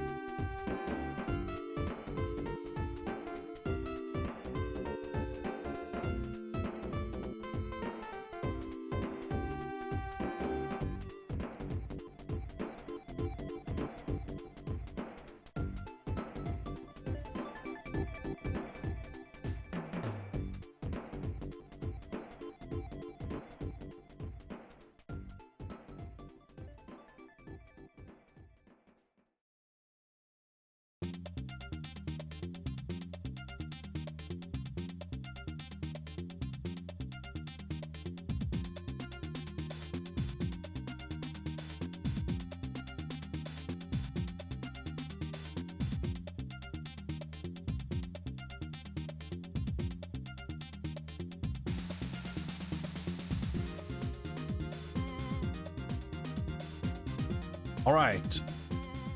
I'm back. Let's get a few things configured here. And let's get some spy jams. And let's continue answering questions about Goldfinger and increasingly Diamonds Are Forever. Let's resume the timer and keep going. Question 41. Behind the scenes, which two Bond villain actors played Mycroft Holmes in major films in 70 and 76 respectively? Okay, so a pair of actors. Probably not Yaphet Kotto or Lee. Seems right? Yeah. Nice.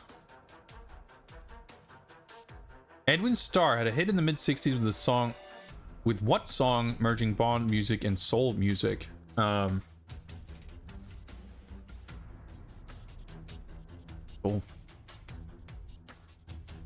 00 Soul? Yep, there we go. He did War, right? I'm trying to think, like, I was trying to rack my brain, like, what song do I know the artist's name from? And I think it's War. But that's clearly not the song they were asking for. The Man with the Golden Gun. What does James Bond swallow when he meets a belly dancer in Beirut? Not Beirut, in Beirut. Maybe that's correct, I don't know. Does he swallow the Solex agitator? I don't... Fuck if I know. I didn't have time to press a button. Beirut is spelled Beirut, yes. Correct. I haven't seen the film though, so maybe they meant a different place. James Bond wagers Goldfinger a gold bar recovered from the bottom of a lake. To whom did the gold bar originally belong? Oh. Remember this, but... The Romans? What? What? Oh, it's a Nazi gold bar, apparently. I don't really remember this. But I was correct. Bond women. What is the name of the doctor who clears James Bond for duty in The World Is Not Enough? I'll recognize it's like Good Love or some shit. I'm a Genius, Dr. Feelgood, Molly Warm Flash. I didn't think it was... I knew it was stupid, but it was apparently not quite that stupid. Alright, I kind of wish we could skip the target range, honestly. I can pause. Yeah, there's no... Like, especially because I don't really...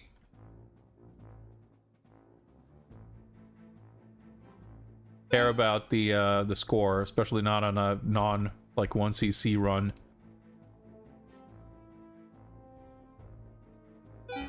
Yeah, like, I remember the scene, and I remember there being some stupid pun or whatever, as you would expect.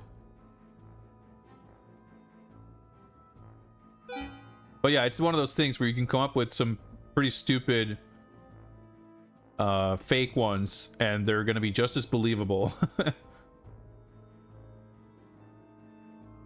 Diamonds Are Forever. What Q-branch device does 007 use to convince Tiffany Case that he is smuggler Peter Franks? Can we deduce this one?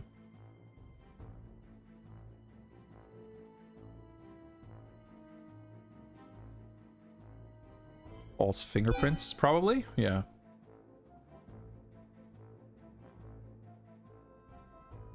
Got it. Behind the scenes, which James Bond film has two female characters whose names were inspired by male characters in an animated Disney film? Bambi and Thumper? And that was in Diamonds Are Forever? Yeah. That's the thing, like, you gotta remember, like, sometimes the There's multiple parts to it. You have to remember both the character and the actor in the film or whatever. TV series featured James Bond style character played by a chimpanzee. A James Bond style character played by a chimpanzee.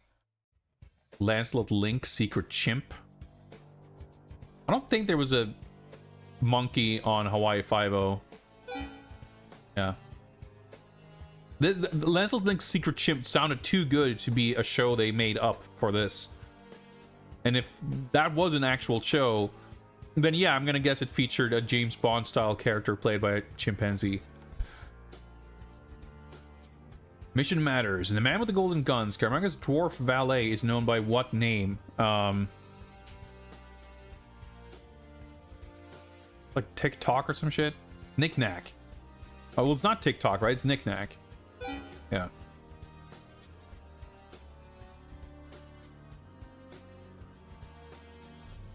In Goldfinger, what is the brand of golf ball played by Bond? I guess nope. That's a name, right? That's like a basketball, right? Is it probably Hearts something or other? Whatever. It's fine. We're back at the target range.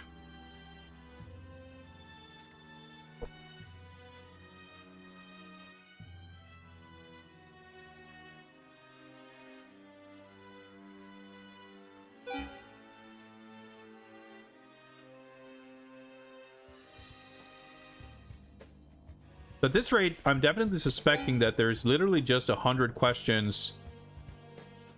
It doesn't feel like there's a tremendous escalation in difficulty, but I guess, I don't know. I was gonna say that they're just in a set order. Well, it certainly doesn't seem like a playthrough is of a small pool of the 100 questions. If there are 100 questions, it seems like you just keep playing until you do all of them. But I guess we don't know if the order is random or not. But even if it is, we're about halfway through. So on a second attempt, we would have a pretty good shot at getting pretty far on our 5 lives.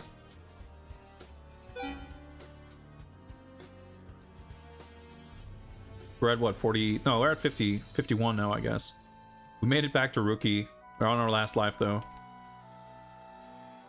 Bond woman. What Bond woman says, "You wouldn't kill me, you'd miss me," to James Bond just before he shoots her dead? Oh, that's in World's Not Enough, isn't it? Electra King. Yeah.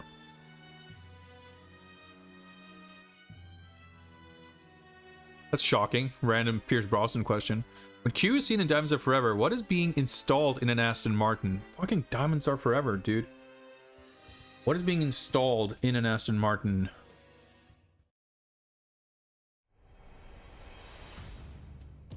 Gonna be some joke thing, right? Well, it's not cup holders, but... Ah, we died. Okay. Well, let's keep going. Resume. Yeah, so I guess we skip to the next question. What is the name of the car stunt seen in The Man with the Golden Gun, where 007's car spins 360 degrees in the air and lands safely? What's the name of the stunt?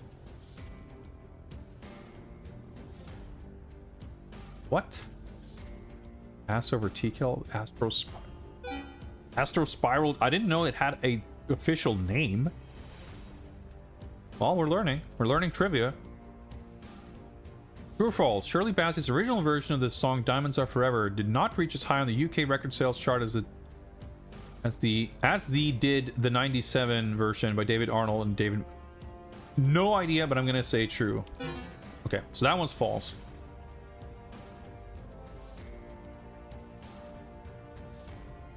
In the opening sequence of The World's Not Enough, James Bond walks past what famous museum? What's the That's the bank thing, right?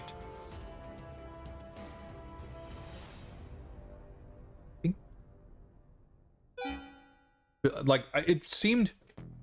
It's like the bank scene. It's like famously unexciting Bond opening scene or whatever. But I mainly remember from the games that I think it said, like, the opening level was set... Like, Bilbao... I'm trying to think like where is that level set, or like where's that scene set, and Bilbao sounded right. I do not recall noticing the Guggenheim. I don't think I knew that the Guggenheim is in Bilbao for that matter, but now I do.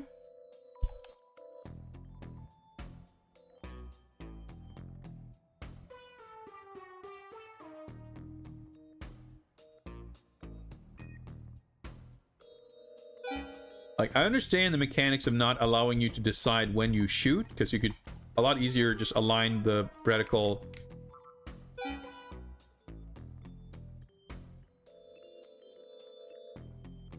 But I do get a little impatient with this.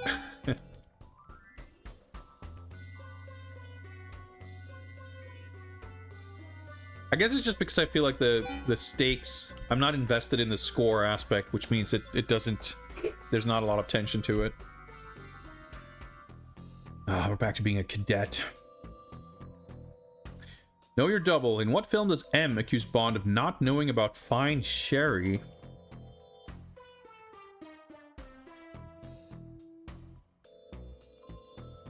I have no idea. I'm gonna guess Diamonds Are Forever. Hey! When in doubt. If it's not Goldfinger, it might be Diamonds Are Forever. Which orphaned Bond woman has educated herself by reading the encyclopedia through the letter T? This is some stupid Connery era thing, right? Or fucking Christmas. But she's like a nuclear scientist, right? There we go, Honey Rider. I wasn't sure, but Diamonds Are Forever. What does Q provide to James Bond to convince Blofeld he's Bert Saxby? Probably not fake fingerprints, probably not a third nipple. Maybe this one's the voice altering device. Yeah. I feel like he wouldn't need Q's craftsmanship for a fake beard. I mean, it would be pretty good though.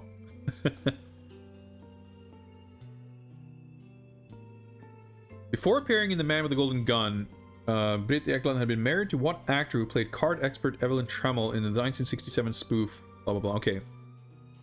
So who played... Probably not Peter Sellers, right? Because he's like the main character. So David Niven, maybe? Nope. I guess it is Peter Sellers. I don't think it's Yul Brynner. Maybe, I don't fucking know. On March 6, 1991, Diamonds Are Forever was shown on TBS, the first time ever on basic cable. Where did that showing rank among all movies ever shown on basic cable? Dude, these fucking questions. So this is like a lot harder. 1007th. Okay, it's probably not first, but we're gonna start at the most impressive number and work our way downwards. What did you know? It was so impressive they had to make a trivia question. I guess it's the thing, like, that is trivia you might know, but you would fucking never know the trivia of it being the 7th highest rate. Like, you know, that doesn't even make sense. Because, like, you could look at the Goldfinger being aired on TV, watched by how many households? And the answers was 49%, right? Which was the highest alternative. But you could have offered an option that was like 67%. Like, it didn't necessarily have to be the top one. It was framed that way. But this, like, because it is number one, I feel like that is why it became trivia anyway. Thanks for the follow. Welcome, welcome. All right, let's keep going. Oh.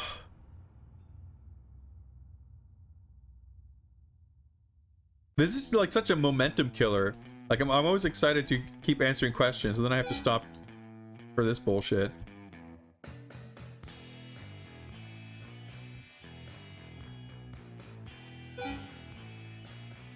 I mean, I have to think again, like, the game just keeps going, right? So there's no reason to suspect at this point that it's gonna stop before 100 questions. So it doesn't feel like the sort of replayability aspect is too high. Although I suppose you do get this. And, well, it's not true either, I guess, because you have to answer the questions quickly even if you know every question, the timer aspect as well as the shooting range means that you do actually, like, even if you take the knowledge question or knowledge aspect out of the equation, you can still kind of play the game for score. But I would have expected something like this to be more built around replaying it with, like, to get different questions. But even so, like, we're on our kind of first playthrough, and as far as like a time waster game, downloading a phone game that keeps you occupied for 1 or 2 hours and then you've kind of done everything seems like pretty standard, but you could still replay it. So I guess it's like not how I would expect a trivia game to be structured, but I can kind of see it making sense, sort of. Yeah, we're 60% through, I guess. The World's Not Enough features a boat chase on what waterway? I couldn't even tell you what a waterway is, but let's see what the options are. Oh yeah, because there's a chase on the Thames in the opening, right? Yeah. I was thinking much later in the film when they're on a boat, but there's not a chase. The chase is in London. In what film is 007 said to handle dice in Las Vegas casino like a monkey handles coconuts? So I correctly guessed which film featured craps in Vegas. I guess it must have been Diamonds Are Forever. Of course it is. What bondwoman is a Russian level 2 systems programmer working at the Severnaya satellite communications facility in the film GoldenEye? Okay, I was gonna say like GoldenEye. Wait, no, that was not the question. That's what's her name? Talia Simonova. Isabella Scorupco is the name I remember. The actor's name, not the character. What does Q use his RPM controller for in Diamonds Are Forever? A third nipple? I don't know. Hit jackpots on slots? That's the funniest option. Hey. Fucking Q. True or false? The producers cast Irv Villachese as Nick Nack in The Man with Golden Gun after seeing him as Tattoo on the television series Fantasy Island. Tattoo, I think, was one of the options for his name. Well, I guess that was false. I figured there was some kind of connection there, but I suppose maybe he did play that character, but later or something, or it's just fully made up bullshit. Either way, if I didn't know, True would be the better option to guess first, to just apply the strategy consistently. It doesn't really matter. I mean, I guess it ultimately doesn't matter regardless, because we can just kind of brute force our way through the game.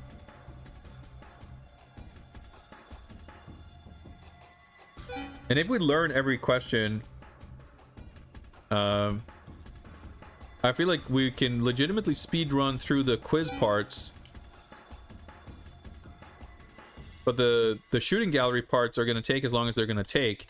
And the only way you can speed these sections up is by getting questions wrong or skipping questions, because you get more bullets for every question you get right. So if you're doing like a high score run, you will be shooting 6 bullets every single time.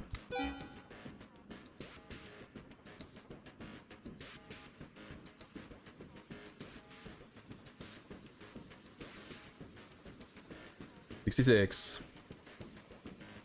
Putter Smith played Mr. Kidd in Diamonds Are Forever. As a jazz musician, Putter also played with many legendary performers, including... Okay. Jimi Hendrix in Woodstock, Sinatra in Hong Kong, Led Zeppelin in Sri Lanka, Shirley Bassey. This is like the prestigious answer, I guess, right? Well, I mean, the others would be pretty good too, I suppose, but...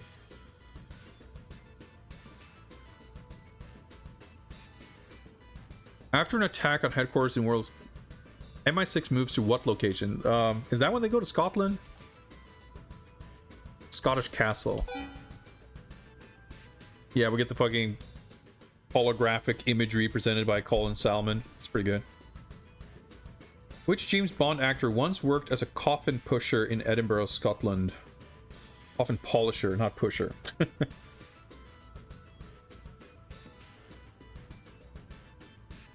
Like it could be fucking anyone. This seems vaguely familiar. Yeah. I mean, he's the Scottish one, but Coffin Stuffer, yeah. That's what he worked as during his stint as James Bond. What Bond woman has the last name Suzuki in the novel You Only Live Twice, although her last name is never mentioned in the film? Well, the name Kizzy Suzuki came up before. I was gonna say, and I feel like that's a name I know, and I guess you just see it, even though I mean, it might be mentioned, it might be listed in the credits, even if it's never mentioned in the film. World's not enough. James Bond wears glasses inside a casino. What do these glasses allow Bond to see? Sexy underwear, but also guns, I guess. The future. Heat signatures, counterfeit money through clothing. Future. Pretty good. James Bond's future goggles.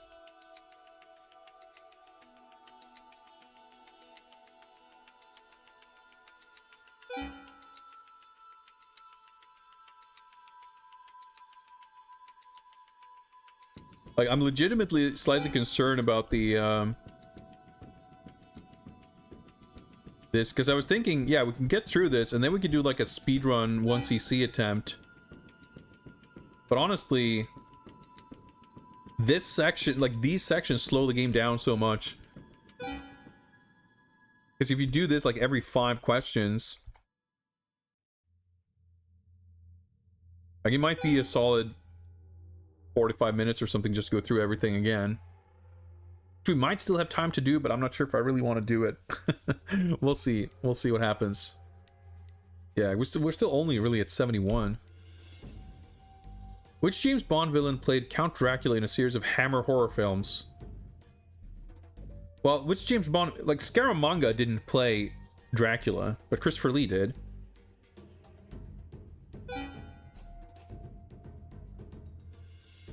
So, the question is not really correctly phrased there, but I got it.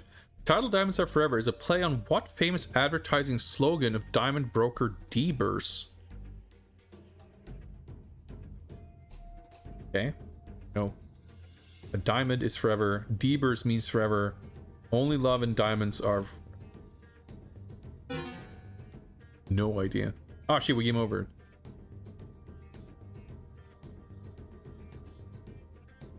Alright. Try defeating our way through here. So I guess the percentage is going to be kind of interesting when you get to the actual end. The World's Not Enough, the only fucking Brosnan movie featured. Because of a bullet lodged in Renard's brain, Renard has lost what? Common sense. He can't feel pain. Sir. His eyesight, his ability to feel pain, his membership with Mensa. Yeah, because this is so fucking stupid. They make it out to be this badass thing, but it's like, dude, if you couldn't feel pain, you'd be so fucked. You'd fucking burn your hand on the stove and just fucking die instantly. Sean Connery landed his first stage role in what musical?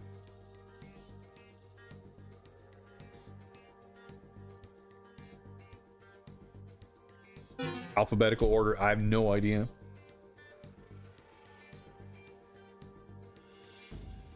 I didn't think it would be Cats, yeah.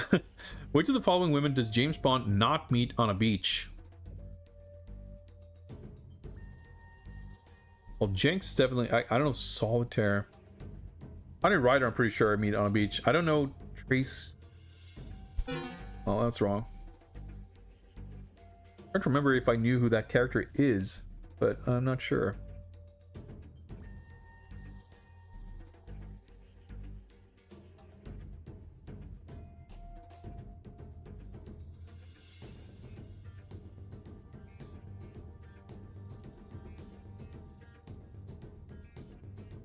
Yeah, but the thing is too, like, about the... Like, Renard's not feeling pain is also, like... it's like giving him additional superpowers, or like, it's pretty... It's very stupid.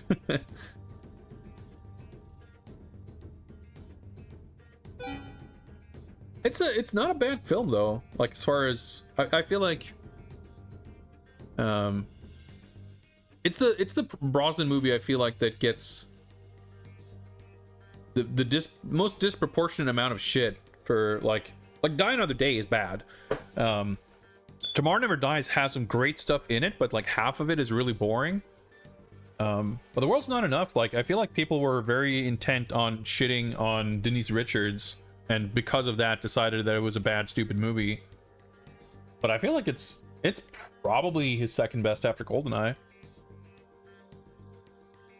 I feel like it's more consistently entertaining than Tomorrow Never Dies was. Even if Tomorrow Never Dies has like the chemistry between Pierce Brosnan and Michelle Yeoh is great, and anytime she's in the film, it's awesome.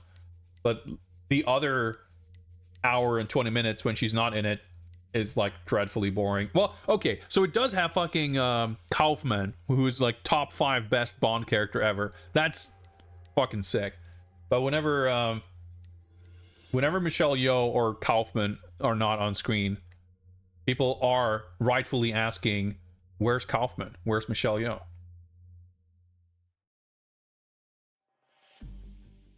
I think like Tomorrow Never Dies has very high highs, but it's got the doldrums. I don't think it's like bad, but I think I think it's got enough bumps to question the narrative that Brosnan's films just got worse and worse over time. I feel like it's a little wobbly up and down, and then it's really at the end that it just kind of nosedives. Die Another Day. So funny though that like that's the one we've got like 8 questions about that film, maybe 1 or 2 about GoldenEye, maybe 1 about Tomorrow Never Dies, and nothing about Die Another Day. Like no Timothy Dalton, not a lot. Well, I was gonna say not a lot of Roger Moore. No, we've got like 12 questions about Man with the Golden Gun, but that's it. So weird. Well past the Goldfinger questions. And The World's Not Enough. Chemically treated money is turned into an explosive that kills who? Oh, it's that old guy. Sir Robert King, right, because that's how Elektra gets involved. Michael Apted directed Coal Miner's Daughter, Gorillas in the Mist, and which 007 film?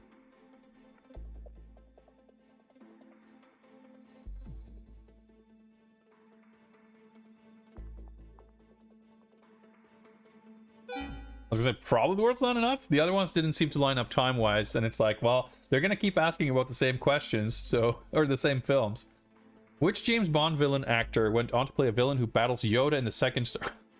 Well, okay, so now they at least got the phrasing correct, because it's Christopher Lee, who is a James Bond villain actor. It's very funny to imagine Yaphet Kotto or Robert Davi fighting Yoda, but it's obviously Christopher Lee.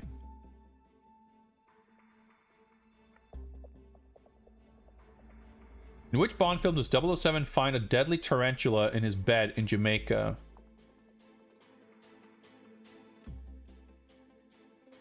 Remember,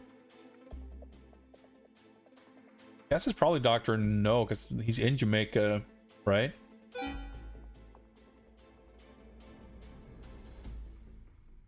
But yeah, I'm trying to think, because we didn't watch Dr. No, because there was no Dr. No games. But yeah, I know that it takes place in Jamaica. We read all about Dr. No in the virtual dossier thing. What 007 actor got his start in the film business working as a T-boy in an animation studio? Boy.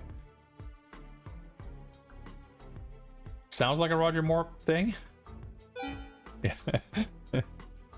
Doesn't seem right that Daniel Craig would have been working as a T-boy.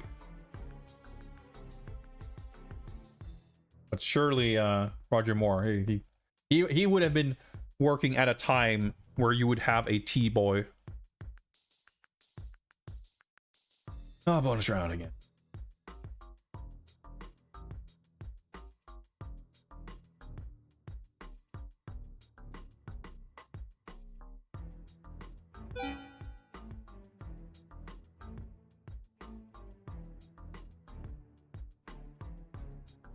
It's just funny with this kind of thing where it's like, I feel this weird urge to like, oh man, they're doing such a weird job with the selection of question and how this works. Like, it makes me somehow want to put together trivia, but it's like, well, I could do that, but I couldn't like make a quiz for myself, because if I do the quiz, then I can't, like, or if I make the quiz, I can't take the quiz.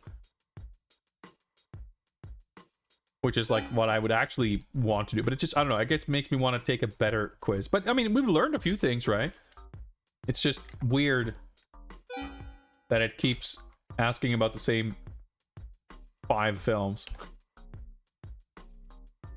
Alright, 81. What CIA agent in Moonraker attended Asara and was trained by NASA? Okay. So let's see if I can figure out a name here that I recognize. I haven't seen this film. It's gotta be, yeah, it's like, it's not any of the other ones, so. Ollie Goodhead. And the world's not enough. What kind of car does 007 drive in Baku?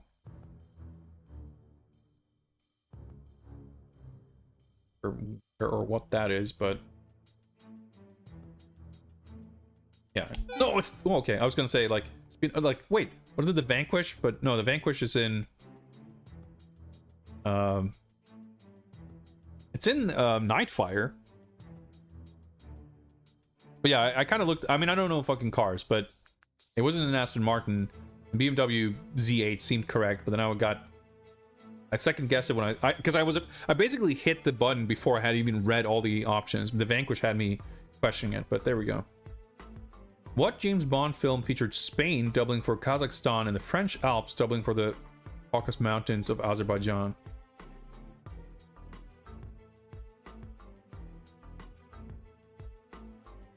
It's probably GoldenEye, right? Nope. Trying to think like, no, it's the opening. The world's not enough, right? Because there's this, yeah, that's I got, because they both have like dramatic airplane escapes. But the GoldenEye, of course, it's like in Arkhangelsk or whatever. So that was just a brain fart on my end. Which 007 film was advertised with the line, "The world's greatest villains have tried to kill James Bond. Now it's Scaramanga's turn to try." Yeah, I wonder which film was advertised talking about Scaramanga. I wonder if it's the movie that has Scaramanga in it. Like, it's just fucking stupid.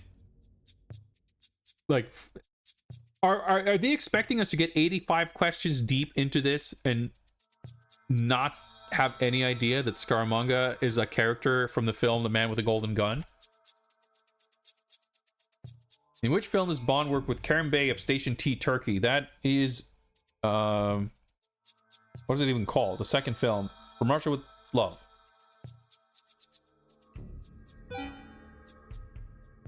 That's the film in which they go on adventurous turret section sewer shootouts, at least in the video game.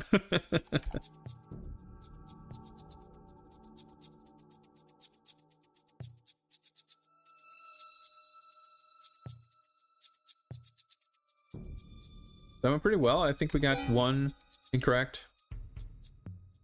Yeah, shockingly, we got another Connery film mentioned.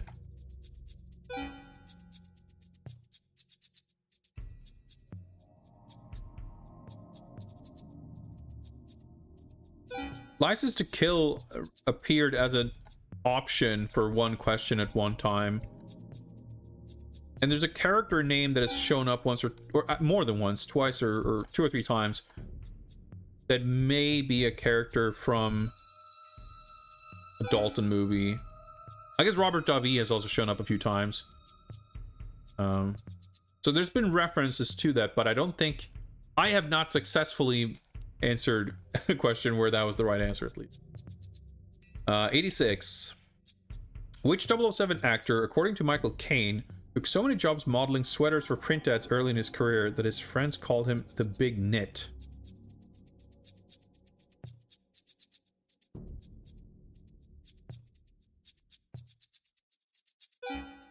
Yeah, Roger Moore. Because I was thinking, like, could it be something about what's his name?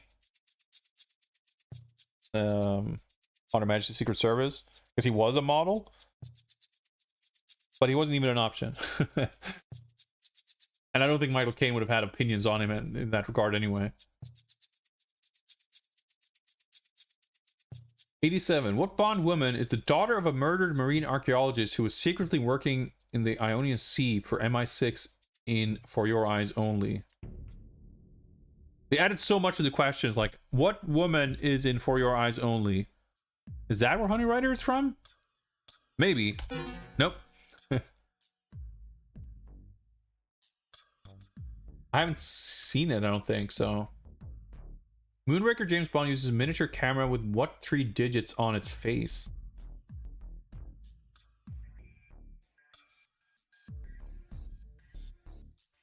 There are no digits, it reads Kodak.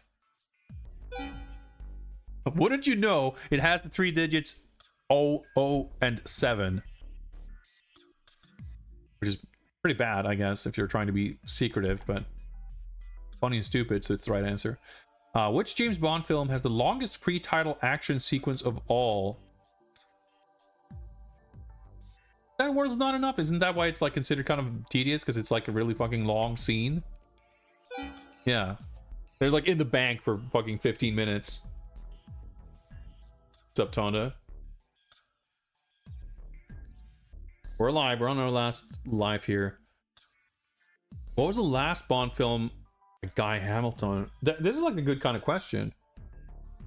Because he directed like a stretch of them.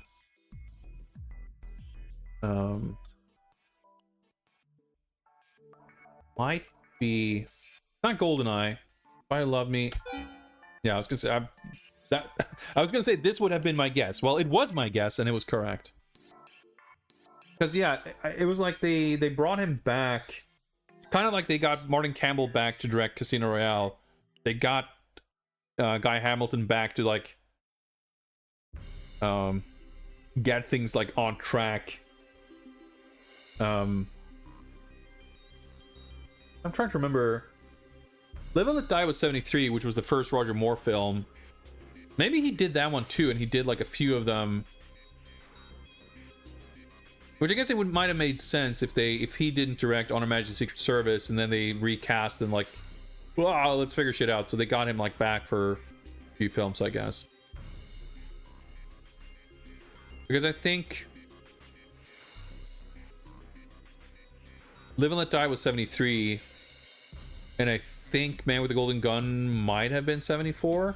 I think it was right after, anyway.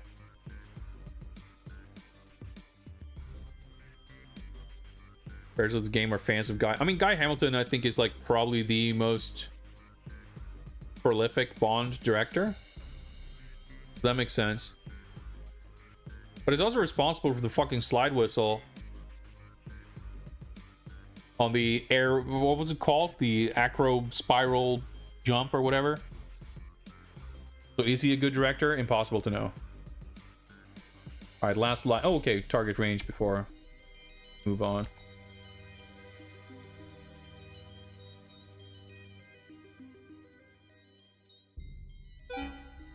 Got the 200.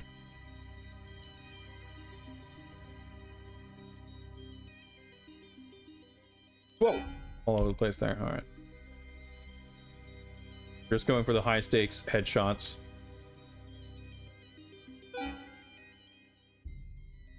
For once, it's paying off.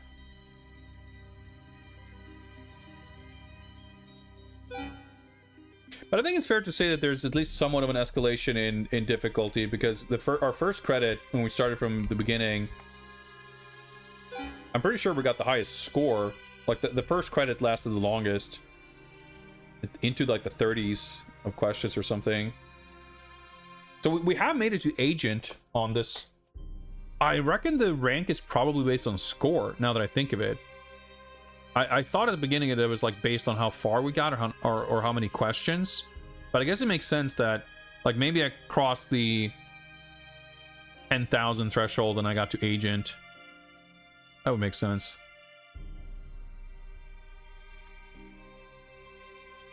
No, the score distribution is just different. The bullseye in the chest is 150 and the headshot is 200.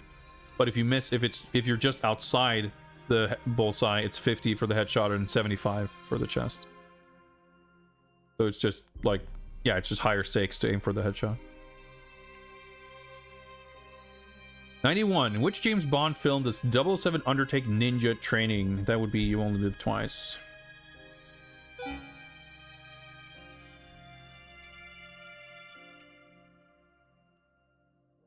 Before he became James Bond himself, what 007 actor's wife appeared in For Your Eyes Only?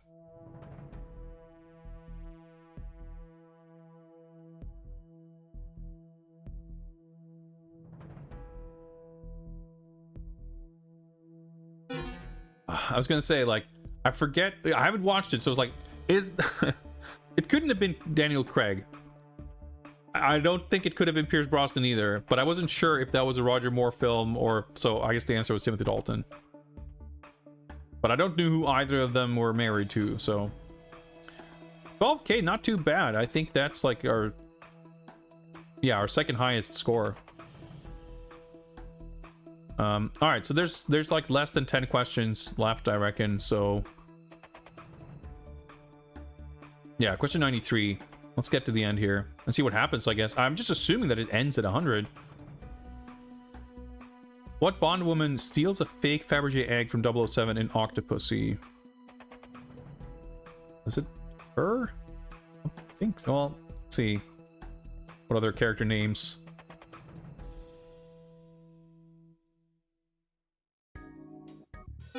Nope. I don't remember who any of those people are, or who or when that happens, when or how this happens in the film. In which James Bond films does 007 use a hang glider to get from a boat to the shore? Doesn't hang glide in License to Kill, right? No.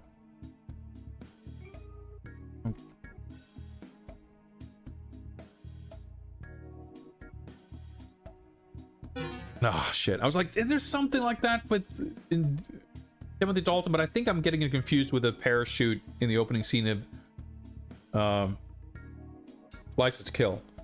No, actually, no, it's the Living Daylights I'm thinking of, because they're in they're doing the training mission. It's an awesome opening scene, but it's not a hang glider. The other reason I was thinking of the other film was like, those are films I haven't seen, so it would make sense that I didn't remember it. Let's see if we can actually make it to the end. John Cleese, who plays Q's assistant in The World's Not Enough and Q in Die Another Day, was previously a member of what comedy troupe? Yeah, wow, I wonder... On the fringe, Lucy and Stiggs, the not ready for prime time players. I want to say he might have possibly been part of Monty Python. Alright, question 96. 3 lives. Oh, target range first. Yeah, so you can see the point distribution here. The circle is wider for the torso as well.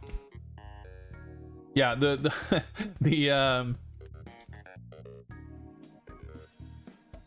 questions have not really been in linear escalation of difficulty. I was gonna say, but like, you know, maybe it's a generational thing of how familiar you are with Monty Python and John Cleese and whatever. But then I think it was like, but wait, this game is 20 years old. And if you had a feature phone and bought downloadable games, you probably weren't like 10. So if you were an adult in 2006, I feel like you should know about John Cleese and Monty Python. I mean, I feel like you should know that regardless, but I'm old. 93 lives left for 5 questions. See if we can do it. True or false? The Man with the Golden Gun features a flying car based on a real car, but a model had to be used after the inventors died when the flying car crashed before filming. It has a flying car. That seems like a crazy... I don't know. I'm gonna guess true to be methodologically consistent. And it was true. It's one of those things where it's a little bit of a morbid story to make up, right? It's like an interesting piece of trivia if it's an actual story, but if it's like if the answer is false, it's like, oh, that's a bit of a strange thing to make up for a question. In which film does 007 attend an auction at Sotheby's on Bond Street in London? Is that Octopussy? Because they're auctioning the Fabergé egg. It is indeed. Alright. One of 007 actor's early roles was in a stage production of Tennessee Williams' Red Devil Batteries. No fucking clue. But I think we have enough lives to brute force our way here, even if we fuck up everything. Not Roger Moore, I guess. Should have gone in chronological Bond order. What James Bond film features 007 landing on a yacht in the Mediterranean where he's greeted by a bikini-clad woman named Linda in the credits? This is the scene I was thinking of. This is The Living Daylights.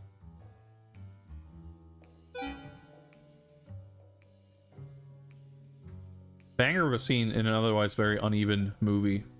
Timothy Dalton's so fucking great, though. 100, and for your eyes only, what happens after a henchman smashes the window of James Bond's gadget-laden Lotus Esprit? Happens. Smashes the window. The henchman is arrested. The Lotus explodes. The henchman is shot by Q. That sounds exciting. Nope, the alarm did not sound. All right, final score, rank cadet. So we got an end. All right. So that is how the game runs.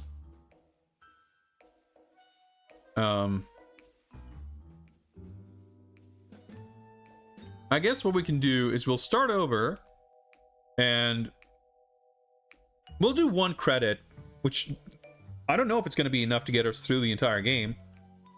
I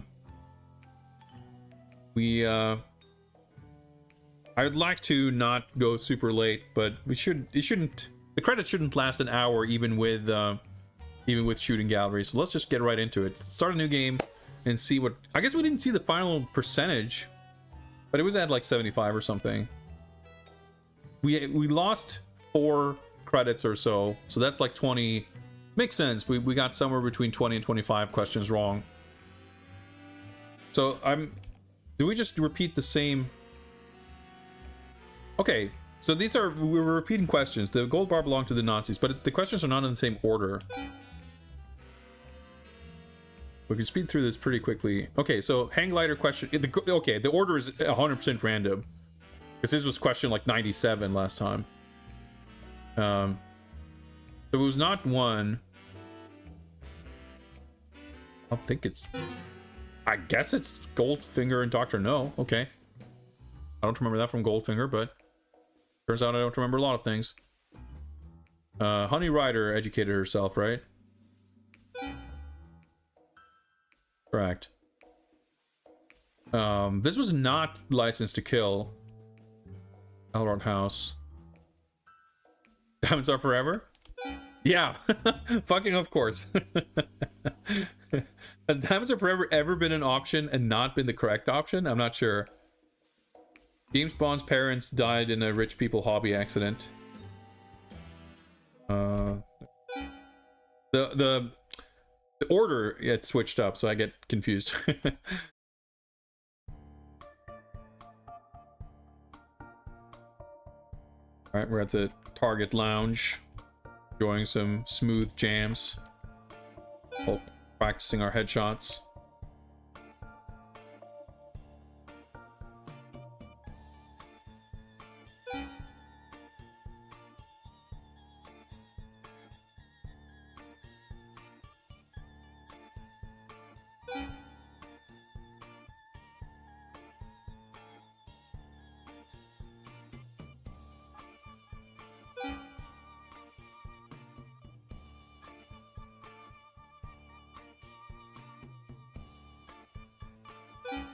Hey, 550. So that's like a fairly standard score, I guess. Or, I mean, among our better scores, but I think I've gotten slightly higher sometimes. Whatever. I don't really care. Let's see if we can get a higher rank than Agent. What Bond woman is a Russian blah blah blah? That's Natalia. I guess technically I was gonna say, like, it's good luck to have the first option be the correct one, because you can just press the button, but you can actually use your number keys to pick options as well without having to navigate for optimal quick answering. He's get homing devices, and the other is in the heel of his shoe. Yeah, but just the average score per question is so much higher now because I can just like, yeah, everything he touches turn to excitement is Goldfinger. So I guess it was sort of random that we got so many Goldfinger questions at the beginning last run, but there still is a lot of them. Oh yeah, third nipple.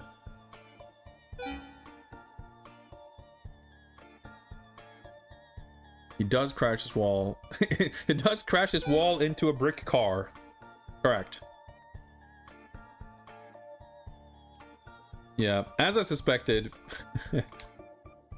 it's like 6 shots to fire, and there's a 3-second countdown for each of them, and there's like an additional 1 to 2 seconds for the animation in between them. And that's 6 shots fired for every 5 questions. And I'm pretty sure that I don't spend an average of 3 seconds on every question. I mean, the transition time in between shots here is probably comparable to the transition time between questions.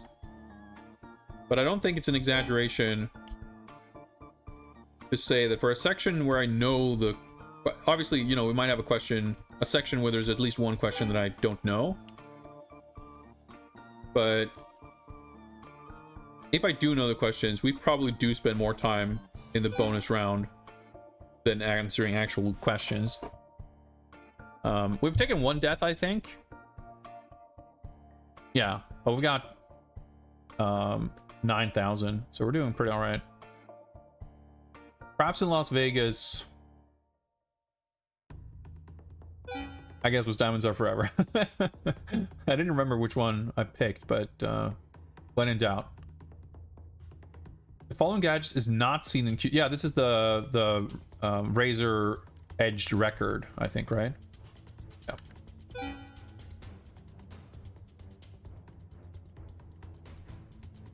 Bernard has lost his membership in Mensa.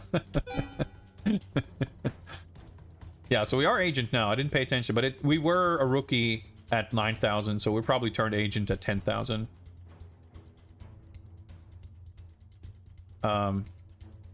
Team Surge, yeah, so we didn't get this one last time, but doubles of himself is the correct answer. That would have been my second guess.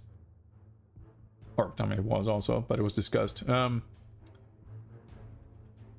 What happens after? Okay, so the alarm goes off is not the correct answer. Lotus explodes? Yeah, that seems like a thing that would happen. Alright, we're at 93%. Okay, so we're not going to get much more than 500 points here, but we could get up towards... We should at least get 15k. So I didn't pay attention to the score, but I guess it's possible that you go from cadet to rookie at 5,000, and then you go from rookie to agent at 10. But I have a high score of 17,000, which was agent. So if we assume that score is what controls rank, it's not at least every 5,000. But yeah, 20k could very well be a rank upgrade. Nice, 575, and we even have one bolt left here. It's a very high score here. But again, if I know the answer to a question, 625 would be like a pretty bad score because I tend to score in the 8 to 900s. But hey, it's like a one free bonus question, roughly. All right. Which of these James Bond titles? Yeah, it's On Her Majesty's Silver Surfer. That was the answer, right? Yeah.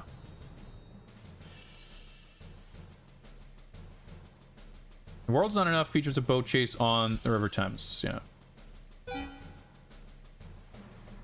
Yeah, 15,000 still agent. Harold Sakata plays a villainous henchman in Goldfinger. I had to remember what the question was. The answer was not Odd Job. It's Goldfinger. Bond villain actor played Yoda. That's Christopher Lee. He definitely played Yoda. Okay, so I think we're about beating our high score now. Atop Goldfinger's head is, in fact, a bird. Stuffed seagull. Yeah, new high score. Still agent.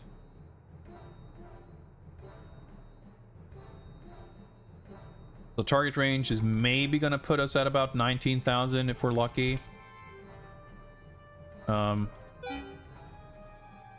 Which means that in the next set of questions we should get to 20 and see if that will make us, I don't know, a special agent or a secret agent, suave agent. I'm gonna have to assume that we're gonna eventually transcend to a 00 agent. But this seems like a relatively low score to advance to what I would assume to be among the higher possible ranks, so fuck it, let's go for broke.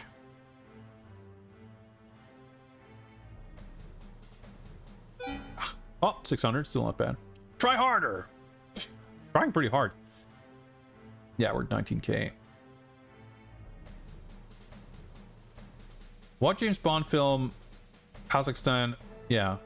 So yeah, this should be...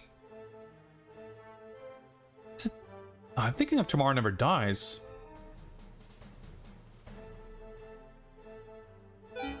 It's The World's Done. I'm so confused about... Oh yeah, no, but that's where they go... Right, because that's where they, the mine thing that's not a mine, or whatever it is. I'm remembering, like, the levels from the game more than the film. But that's right, that's in, like, Kazakhstan. Because when I said I got it mixed up, I actually got it mixed up with Tomorrow Never Dies, which has the opening scene at the airport, not The World's Not Enough. Because World's Not Enough opens with the fucking Bilbao bank scene. Yeah, the Butterfinger candy bars parodied Goldfinger. Oh yeah, we're at 20k and we are now a secret age. Sick. Secret age. His AMC Matador has been modified to transform into a aeroplane. Spaceship's pretty good. T-Boy, that was Sir Roger Moore, I believe. Correct. One more question. You wouldn't kill me, you'd miss me. Says Electra King, to which James Bond responds, I never miss. I don't think he says that, but it'd be a pretty good line in a situation like that. Maybe he does, I don't know. Target range. So you get, like, complimented on... Oh yeah, never mind. I was gonna say, you get complimented on when you land a good shot like this. It's a great shot. But I was gonna say, but when I... Like, after the last sequence, I got a rating of try harder, despite scoring 600 points. So I'm like, how many points do you need to score to get a compliment on your shooting sequence? But I just realized that, no, what actually happened was, I scored 600, but my final shot was a pretty, like, a bad one, like a 25. And that's why it said try harder. 600 is still a good score.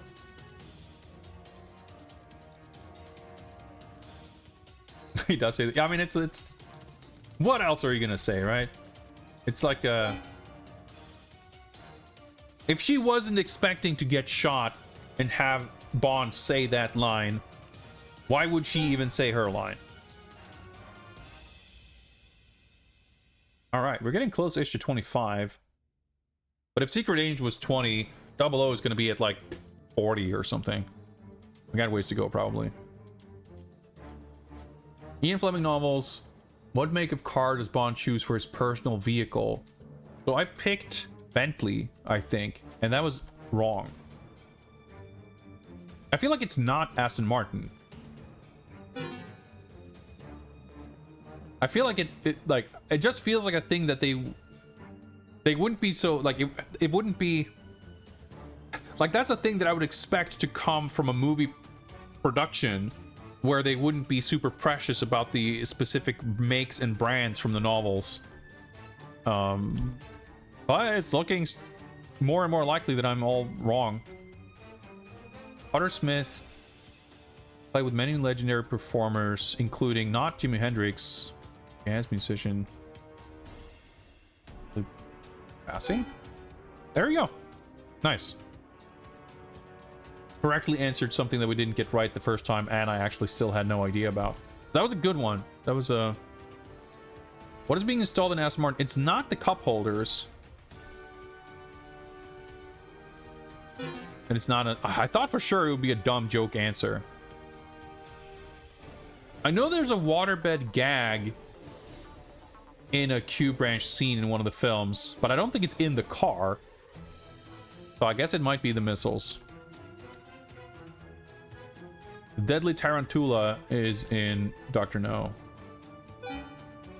I feel like we've gotten pretty bad luck having gotten so many questions that we didn't know and also got wrong on the second attempt. 30 questions in, we've already gotten 3 questions wrong, which is not great, but on the other hand, that means, like, if we've gotten most of the bad stuff out of the way, we might have a decent shot at a high score.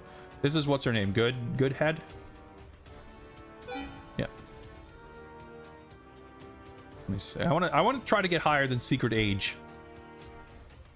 Damn, only 2 more lives though. I'm getting surprisingly invested in this now. The 1cc attempt, the true way to play the game. The credit feed run was just data collection and practice. Nice.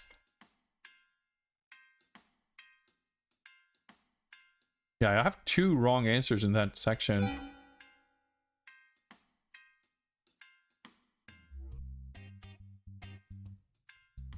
So we're definitely not out of the woods. I feel like a good chunk of the questions we got wrong, I was kind of weighing between 2 options, so we should statistically be getting more answers correct. And most of them we did know, right? So it's all about the luck of the draw, really. Yeah, 600 points for 4 bullets, not bad. All right, so Howard Hughes inspired Millionaire Recluse was not World's Not Enough. I guess Dr. No would make sense. He's like a weird recluse, right? That's not even an option.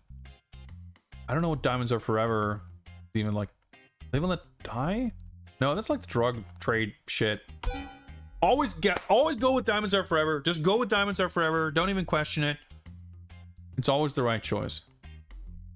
Got a low score for that, but yeah, which James Bond villain played Count Dracula in a series of Hammer horror films? I'm pretty sure Scaramanga played Dracula. But it's not an option, so we have to go with Christopher Lee. It's the closest one. Luckily, that still counts. 33, a third of the way through. In Moonraker, James Bond uses a miniature camera with what 3 digits? 007.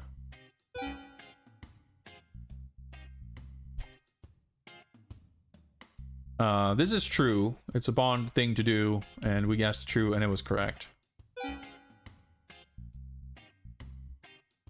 What's up, Father Axe Keeper, by the way? I don't think I said hi. Welcome, welcome. 91%. We're getting back up there. One more question. Oh, we're so close to 30k. Oh, shit. So, Milena was the one I guessed, and that was not correct. It's all like... Melina... Magda? There we go. I feel like they would have picked a name that's like sort of a exotic...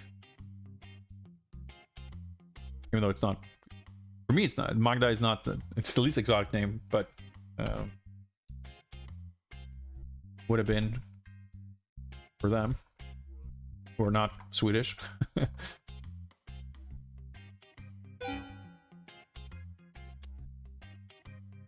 That's good. We survived a question that could very easily have gone badly. So we should now be at 30. But I suspect that that's not going to be a rank increase.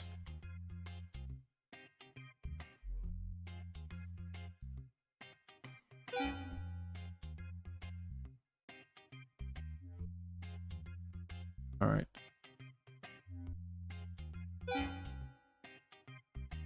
Let's go for broke here. I mean, I guess at this point, like, I kind of, like, because I want to see the other ranks, I want to try to get a high score. So I suddenly kind of do care, I guess. 31,000. Yeah, so we did get just over 30,000 from the question, but I was pressing the button so quickly that I didn't look at it.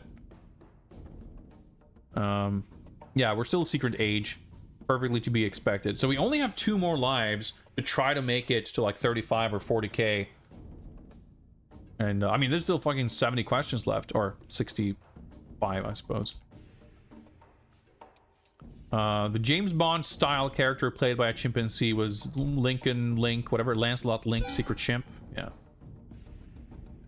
For those of you who are joining, like, some of the questions have interesting or funny options to read, but I'm trying to play for score here, so I'm gonna be pressing buttons quickly. Get the right answer. Right, so this was not Spalding. I'm gonna guess it's not Yazuka, whatever that is. So that's good. This is another question we got wrong last time.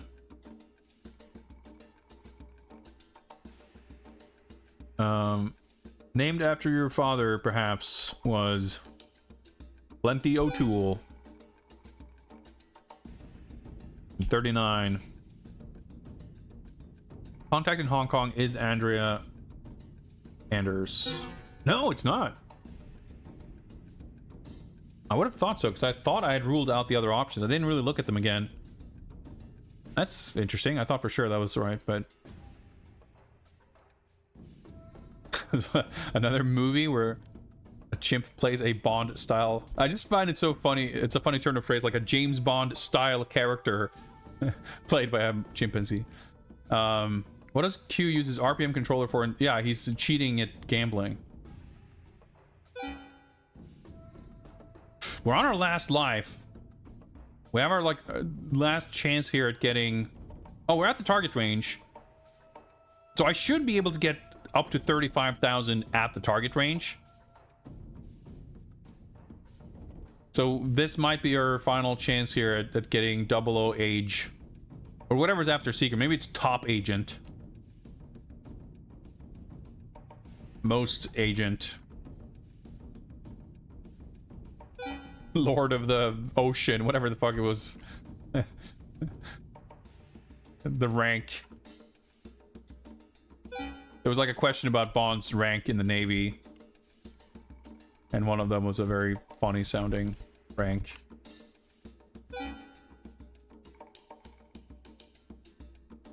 I should go for this because I want to make sure that I get at least 300 here.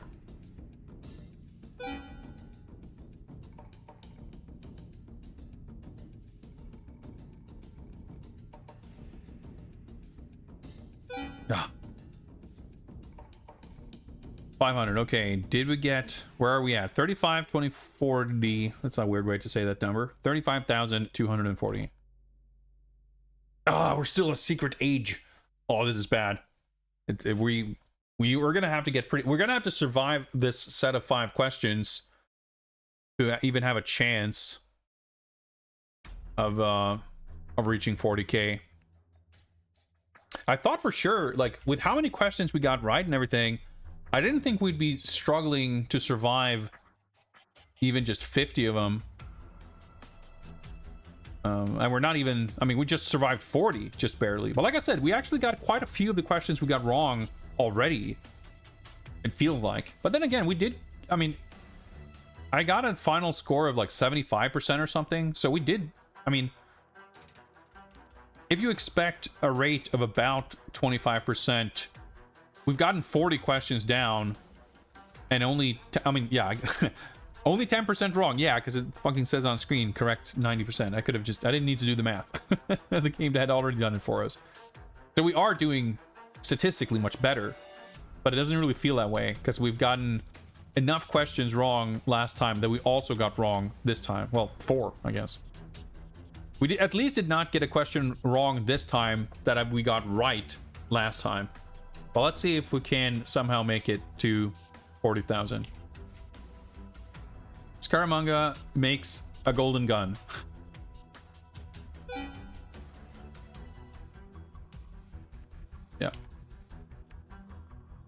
The last Bond film by Guy Hamilton. Oh, I got this one correct. Was it The Man with the Golden Gun? I think so. Because it was not Live and Let Die. Not Spy Who Loved Me. I don't think. Yeah, Man with the Golden Gun. Because I remember we talked about the Connery or the Roger Moore films. I remember how I answered that. Shit. I know I picked true, but I don't remember if it was correct. Should have gone with false. Ah! That was the final. Fuck, I forgot. I mean, it didn't make any difference. Ah! 36,861 rank secret age. You know, it's pretty good. You know, I figured that with like a relatively small pool of questions that we would basically, and especially with a relatively small pool of questions and the ability to credit feed to literally get through the entire list of questions without repeating any, I thought for sure we could just have I mean, especially with true or false questions, I thought I would ace it on the second go pretty much. But you know, it's a lot to try to remember, and it's a good thing that the game doesn't tell you the right answer, because if it did, you would obviously even easier be able to just write down the answers and do it. It would be nice to see what higher ranks you can get, but there's not really, as far as our mission to explore the history of James Bond video games, I don't feel a strong compulsion to return to this game on a second stream just so we can make one more attempt. I mean, it might be a fun thing to do. Like, there's the quiz that's in the multimedia CD-ROM that we did before the dossier, whatever. And I want to return to that because that was actually really difficult and way cooler than this. But this could be worth returning to. However, we're gonna stop it right there. 1:59:59, the sub 2 hour time. And say that we're done with this game for the purposes of this quest. Yeah, so this, I did basically 2 playthroughs. I did one, so the way the game works, if you weren't around for it, you can resume the game from where you left off, and you get your 5 lives back, but your score's back to 0 and your rank's back to cadet, so you can kind of keep going from there. But if you're trying to get a score, like, the only purpose to doing this is to get through the rest of the questions without risking any repeats. It's kind of a weird thing to even, like, there's no, the ending is nothing special. Like, reaching the end doesn't do anything. So it's a weirdly generous thing to even, like, offer. It helped us a little bit now, but it makes more sense to, like, start over from the beginning. But so we did play it twice.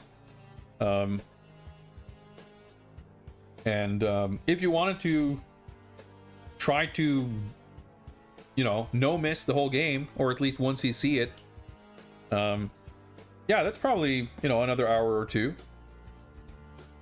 And I mean, small phone games like this, getting, you know, an hour or 2 out of them, I feel like is pretty, you know, it's not bad. It's not bad. I like the fact that they, I mean, I don't think the shooting bit's all that fun. It gets kind of tedious.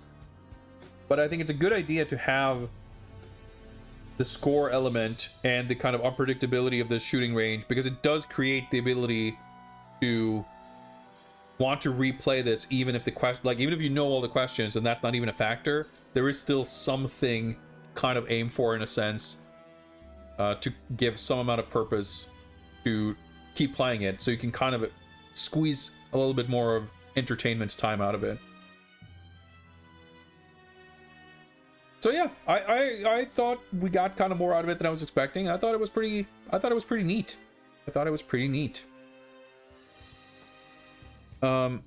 Speaking of the other quiz that we did that as part of the Ultimate James Bond Interactive Dossier.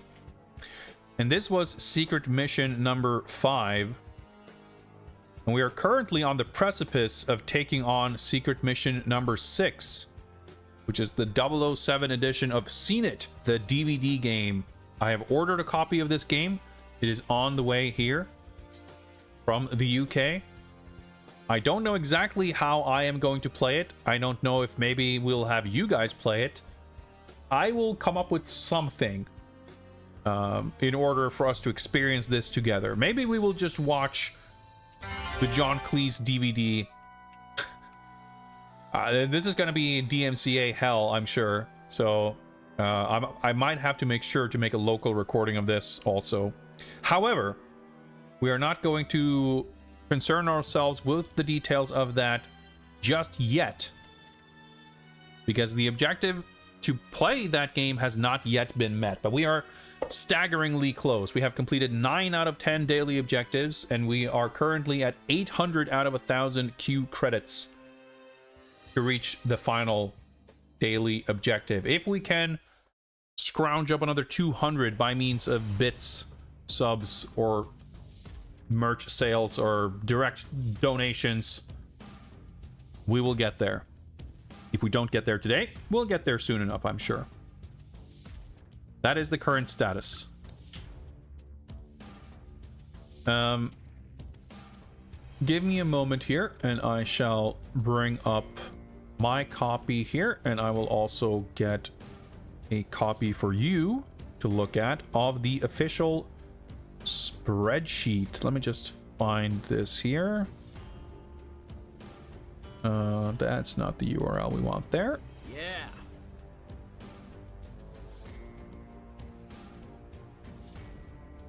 That looks better. Father Housekeeper getting us ever so slightly closer with 15 bits. Thank you very much indeed. Appreciate that. Let's see here. Yeah, that looks correct. So let's hop on over here. And let me interact with this in OBS. And maybe zoom in a little bit for readability. That doesn't even... that didn't zoom. There we go. James Bond trivia is... I guess we completed the game. Oh yeah, I can't edit in this window. That's why I have the other window. Completed. And still the 17th. So I didn't put an end date on Casino Royale, and it's completed question mark because of the mysterious status of the final mission, which may or may not exist. I'll return to that in my own time. The 129.58 was the time at which we completed the mission 14. Then we played for another hour to see if we could grind ourselves to mission 15 if it does exist. We didn't find it, but we'll see. And I guess I'll try to keep the timer running there for all the playtime I do off stream, if we need to come back to it. For this, I guess we'll just put this time of 1:59:59. I see here that I'm very behind on linking VODs and YouTube videos. I know everything's been highlighted so far, probably not including Casino Royale, but up through whatever's before that. Silverfin, I'm pretty sure has been archived on Twitch. Actually, Silverfin might not even be either, because it's recent enough that I didn't have to archive it. But I'm pretty sure I didn't export everything on YouTube, and if I did, I didn't link it here. So I'll try to be better with catching up here. I'm pretty lazy with that stuff. I'll try to be better.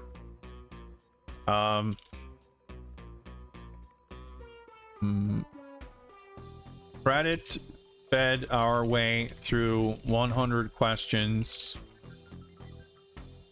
With, I don't have an exact number, but let's call it a circa 75%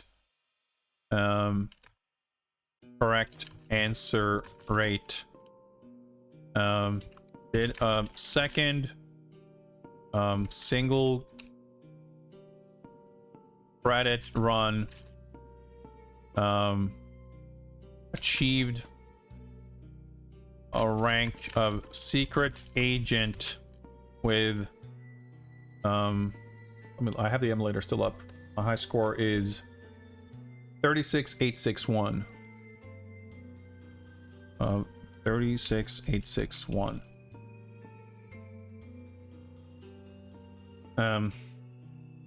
We have our status here, the notes on what the completion entails. So with that, I'm going to unbold this and I'm going to color it green. It has been completed. It would be quite satisfying to get the 1cc, but for the purposes of the project, that is not the requirement to have consider the game done. My project, so I get to set the rules.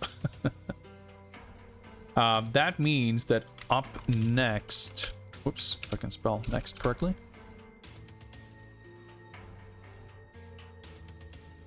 will be James Bond Top Agent. The final J2ME game in this little stretch of games. But as you can see, we got a few of them still left down the line.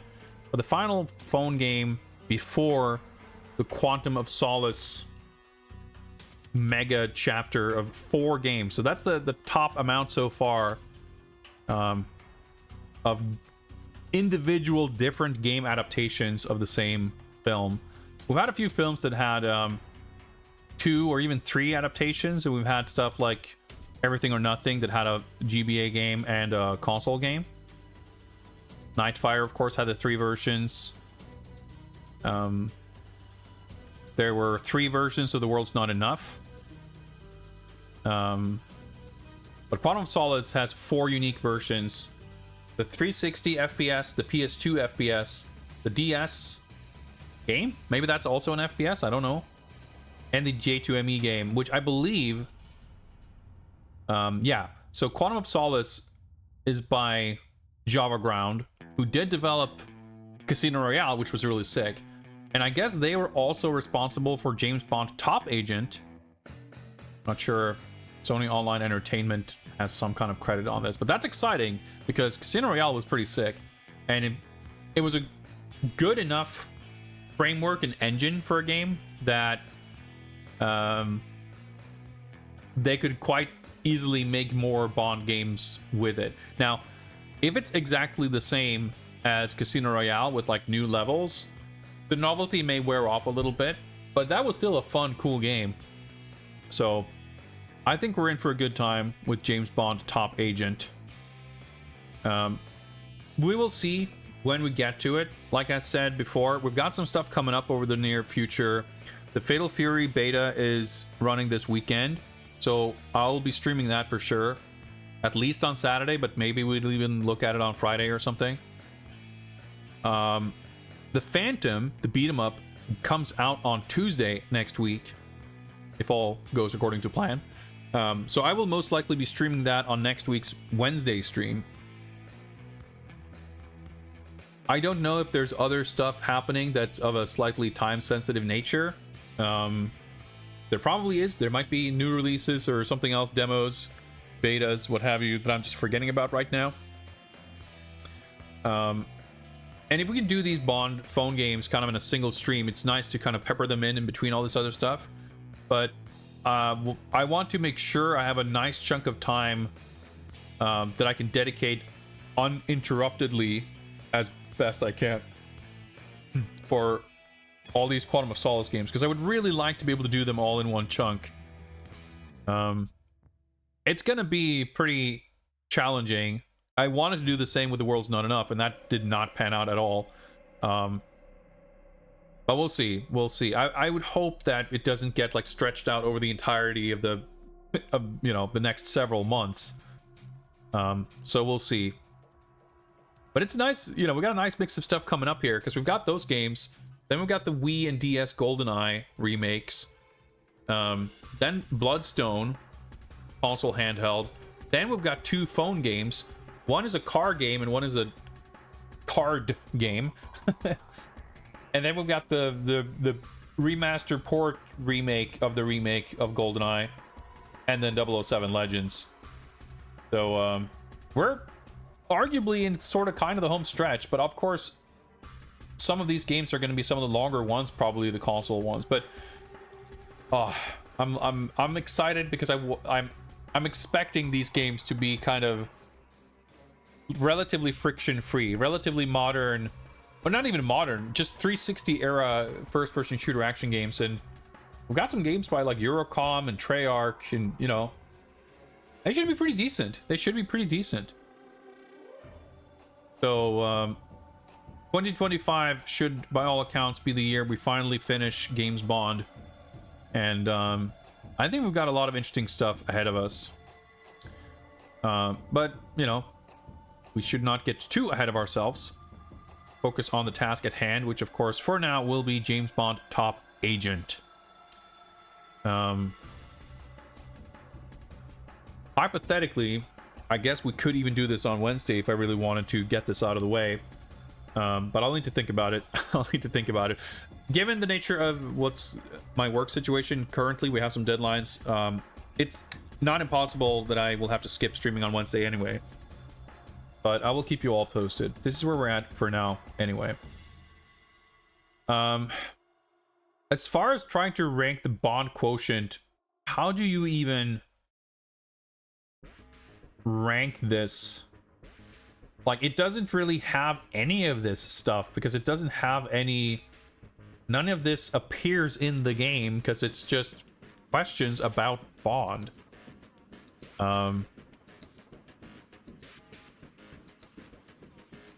I don't know. This might be something that's just kind of exempt from the ranking, because I feel like everything, it's just a 0 on everything, right? I mean, I guess it could have had a gun barrel and a theme song and opening credits or a, you know, Bond face or something, but it literally doesn't have any of that either. Which, I mean, I guess it's easy enough to fill in. I mean, technically... Oh, yeah. So, by the way, since our last time seeing this on stream, I added a new category, which is the tuxedo. That's one of those things that I just didn't really think about until... it came up because we talked about it, like the Casino Royale Bond sprite. He's in the tuxedo. And it just made me think, like, hang on, that's a super iconic thing. And... it's the shorthand for Bond, so there are games where, you know, where Bond doesn't change appearance, he only has the one look throughout the game, usually if it's like a sprite-based game. Then, like, yeah, you put him in the black tuxedo, because that's how you look at him and you know that it's Bond. You don't put him in fucking his Tomorrow Never Dies fishing gear, or whatever. You put him in a tuxedo. And it made me think, like, oh yeah, we should track that, because... So I tried from memory kind of going over this and just back, you know... filling this in, so to speak, and a lot of them I was a little bit unsure about how they were depicting it, and you know, this got like the text adventures and stuff, but it does appear in quite a few of them, and in some of them they don't, and I think that's going to be like an interesting and relatively easy thing to track in the films. Like, does he wear a tuxedo in every film, or how frequently does he? That's exactly the kind of thing we should track to accurately judge this. And I will say, the tuxedo does appear. You see it right there. The title screen shows Bond in a tuxedo. He is brandishing a pistol, but it would be a stretch to say that there is gunplay in this game. Nor are there fisticuffs, gadgets, driving of any kind. Like, asking a question about car gadgets, it's not really the same as there being car gadgets, I don't think. I don't think we can't say that this game depicts any of these things merely on account of having trivia questions about them. And obviously, this game does not have any charm, really. Not in that sense. Actually, I'm a fucking idiot. There is gunplay. You're at the fucking shooting range. That's gunplay. That's a point for that. I'm asleep at the wheel here. Speaking of driving, there is gunplay. If there's drinking, it's not happening on screen. So I'm not going to count that. Stunts, gambling. You get points for answering quickly without reading, but I don't think that quite counts as gambling in the James Bond sense. No globe trotting between different locations because there aren't really any locations to speak of in the first place. There's no framing, device of like an M briefing of us proving our agent skills or anything like that. So nothing like that. There's a genre of questions called Q branch, but I don't think that really counts. Moneypenny, Bond, James Bond. Nope. I altered the layout of this, by the way, to make it a little kind of stuff. Make it a little easier to see on stream. Make it a little more compact. Bond theme not present. No music of any kind, really. No gun barrel sequence. No credits of any kind. Their products are mentioned, but they're not product placements in the game itself. Bond is certainly not really in peril. No Bond actor likeness. No real sexy ladies present, nor depicted. Mentioned, perhaps, but that doesn't quite count. Gonna try harder than that. No dick powers on display. Questions about henchmen does not count as... Sorry, I'm keeping up the scrolling here. Questions about henchmen does not count as henchman depictions. Same goes for villains, their lairs, speeches. I don't know if 1cc in the game makes it, produce a sort of promise of James Bond returning, but I guess we can leave it blank for now.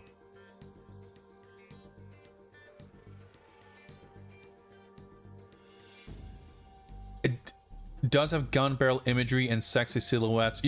That's actually a great point, Jay. It doesn't have the gun barrel sequence, but it does use the imagery.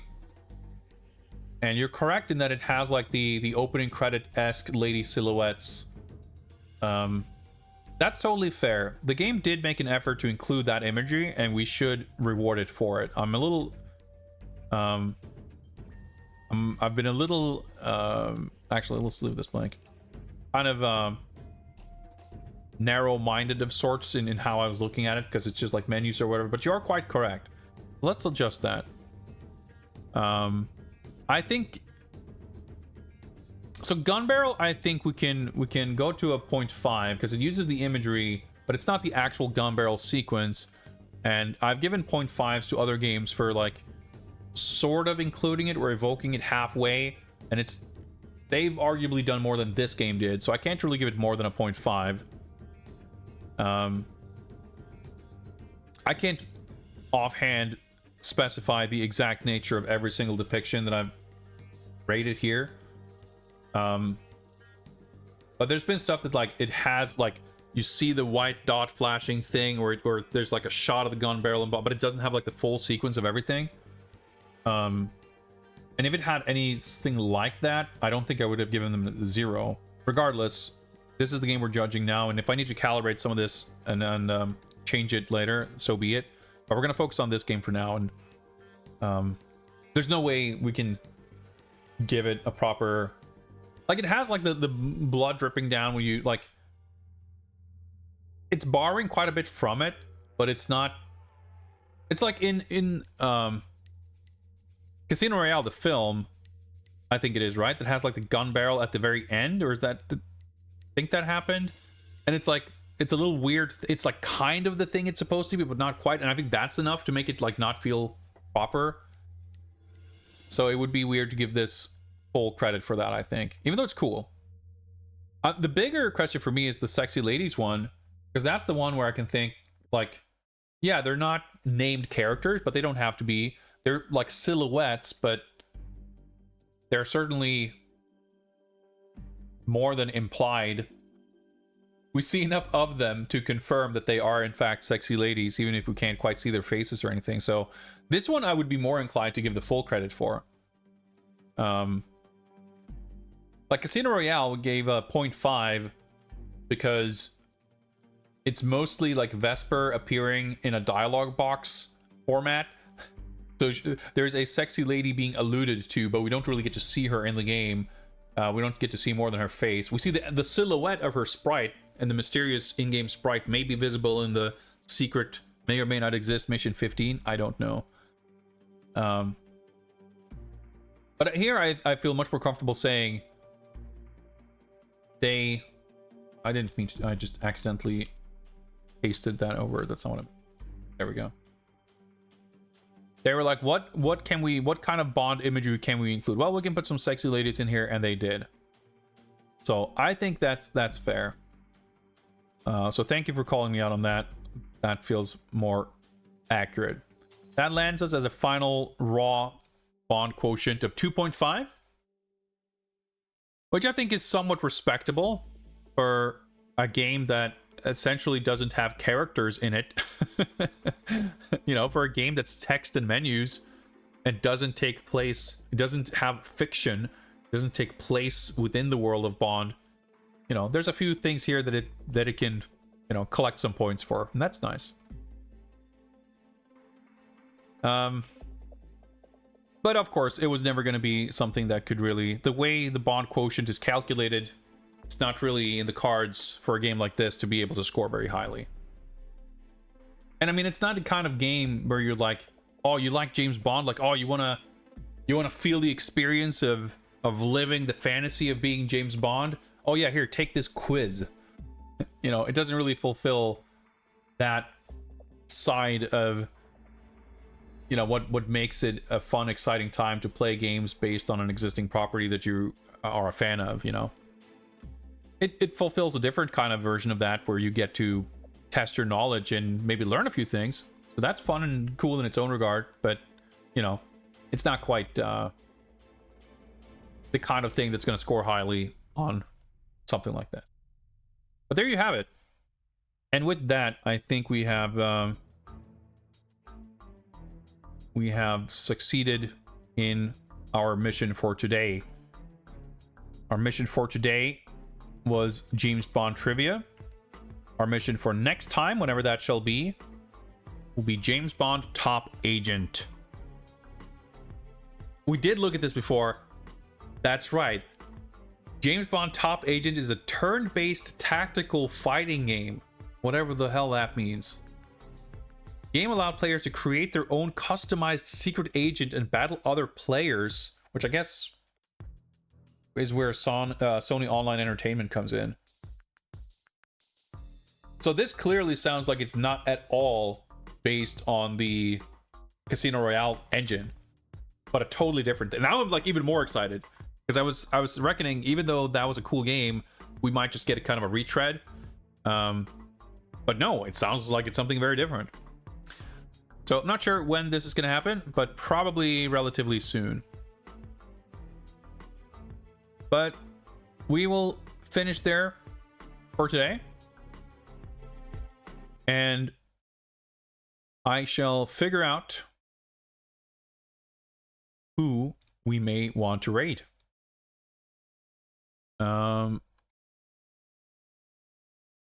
That's my following page. All right.